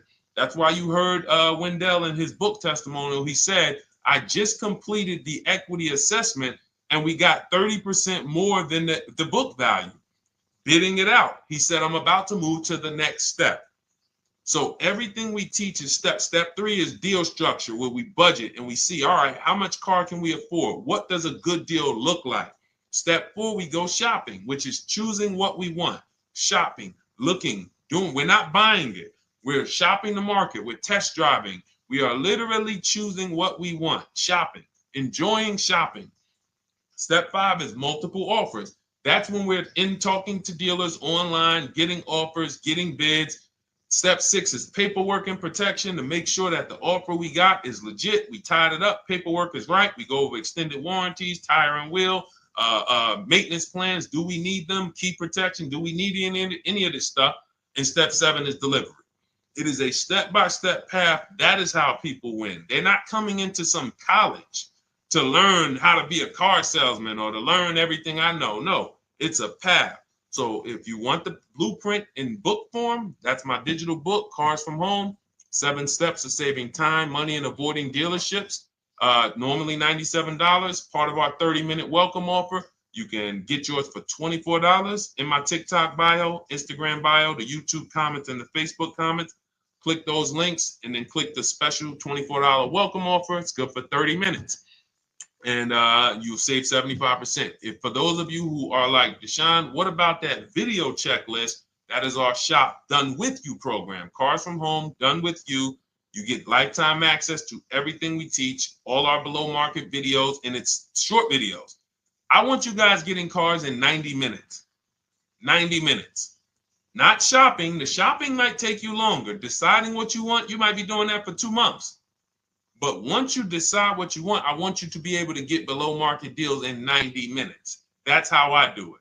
We're not hours and hours to get these car deals. Some of these deals we make in literally 45 minutes over a 3-day period. So that is how we do it. And you'll have access to our coaching program. We do Zoom calls twice a month, first and third Wednesday. And you have a Facebook group with 1,600 people in it that have come before you in the last 3 years. And then for those of you who qualify for shop with done for me, just do it for me, Deshone. New cars, new cars and leases only. Credit score has to be over 670 FICO. Book a call with our team. Let's see if we can help you. All of those have welcome specials. The book is 75% off welcome special. Shop with Deshone is $200 off welcome special for 48 hours. And done for you is $300 off for 72 hours. All welcome specials for people to say, all right, I'm taking action. I'm going to take advantage of a lower investment for taking action immediately. And for those of you who you're still new here, you're like, Deshone, I like the information, but I need to get, can I get some free advice first? Let me test out some free advice. You can, of course, go download our cheat sheets, and that's there as well. All of that is in the Cars from Home Toolkit. So always a pleasure. We will be back tomorrow, 12 noon. Please mark your calendars, tell your friends, bring a friend, and we'll continue to, we'll continue to do what we do and try to make sure you guys have everything you need to win every car you get. I want you sending pictures with the numbers. You know you've done it right when every car you get, you have pictures with the numbers. You know people who purchase cars all the time, all post their pictures. Hey, had to upgrade.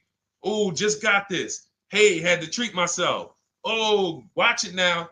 But you never see the numbers because they really are not confident in the numbers.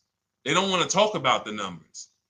Everybody who shops with us, whether you're getting our book, whether you're using our stuff, and sometimes people who they piece together my social media videos and they'll get it done. But they are sending the numbers. Look at what I paid for this car. Not only did I get a great car, but look at the deal I got on the car. That's when you know, all right, you understand this thing. All right, have a great day, y'all. See you tomorrow. And if you couldn't make the whole broadcast, feel free to watch the replay. We'll be replaying it throughout the day until tomorrow's show. All right, have a great day, y'all. Thank you. God bless you.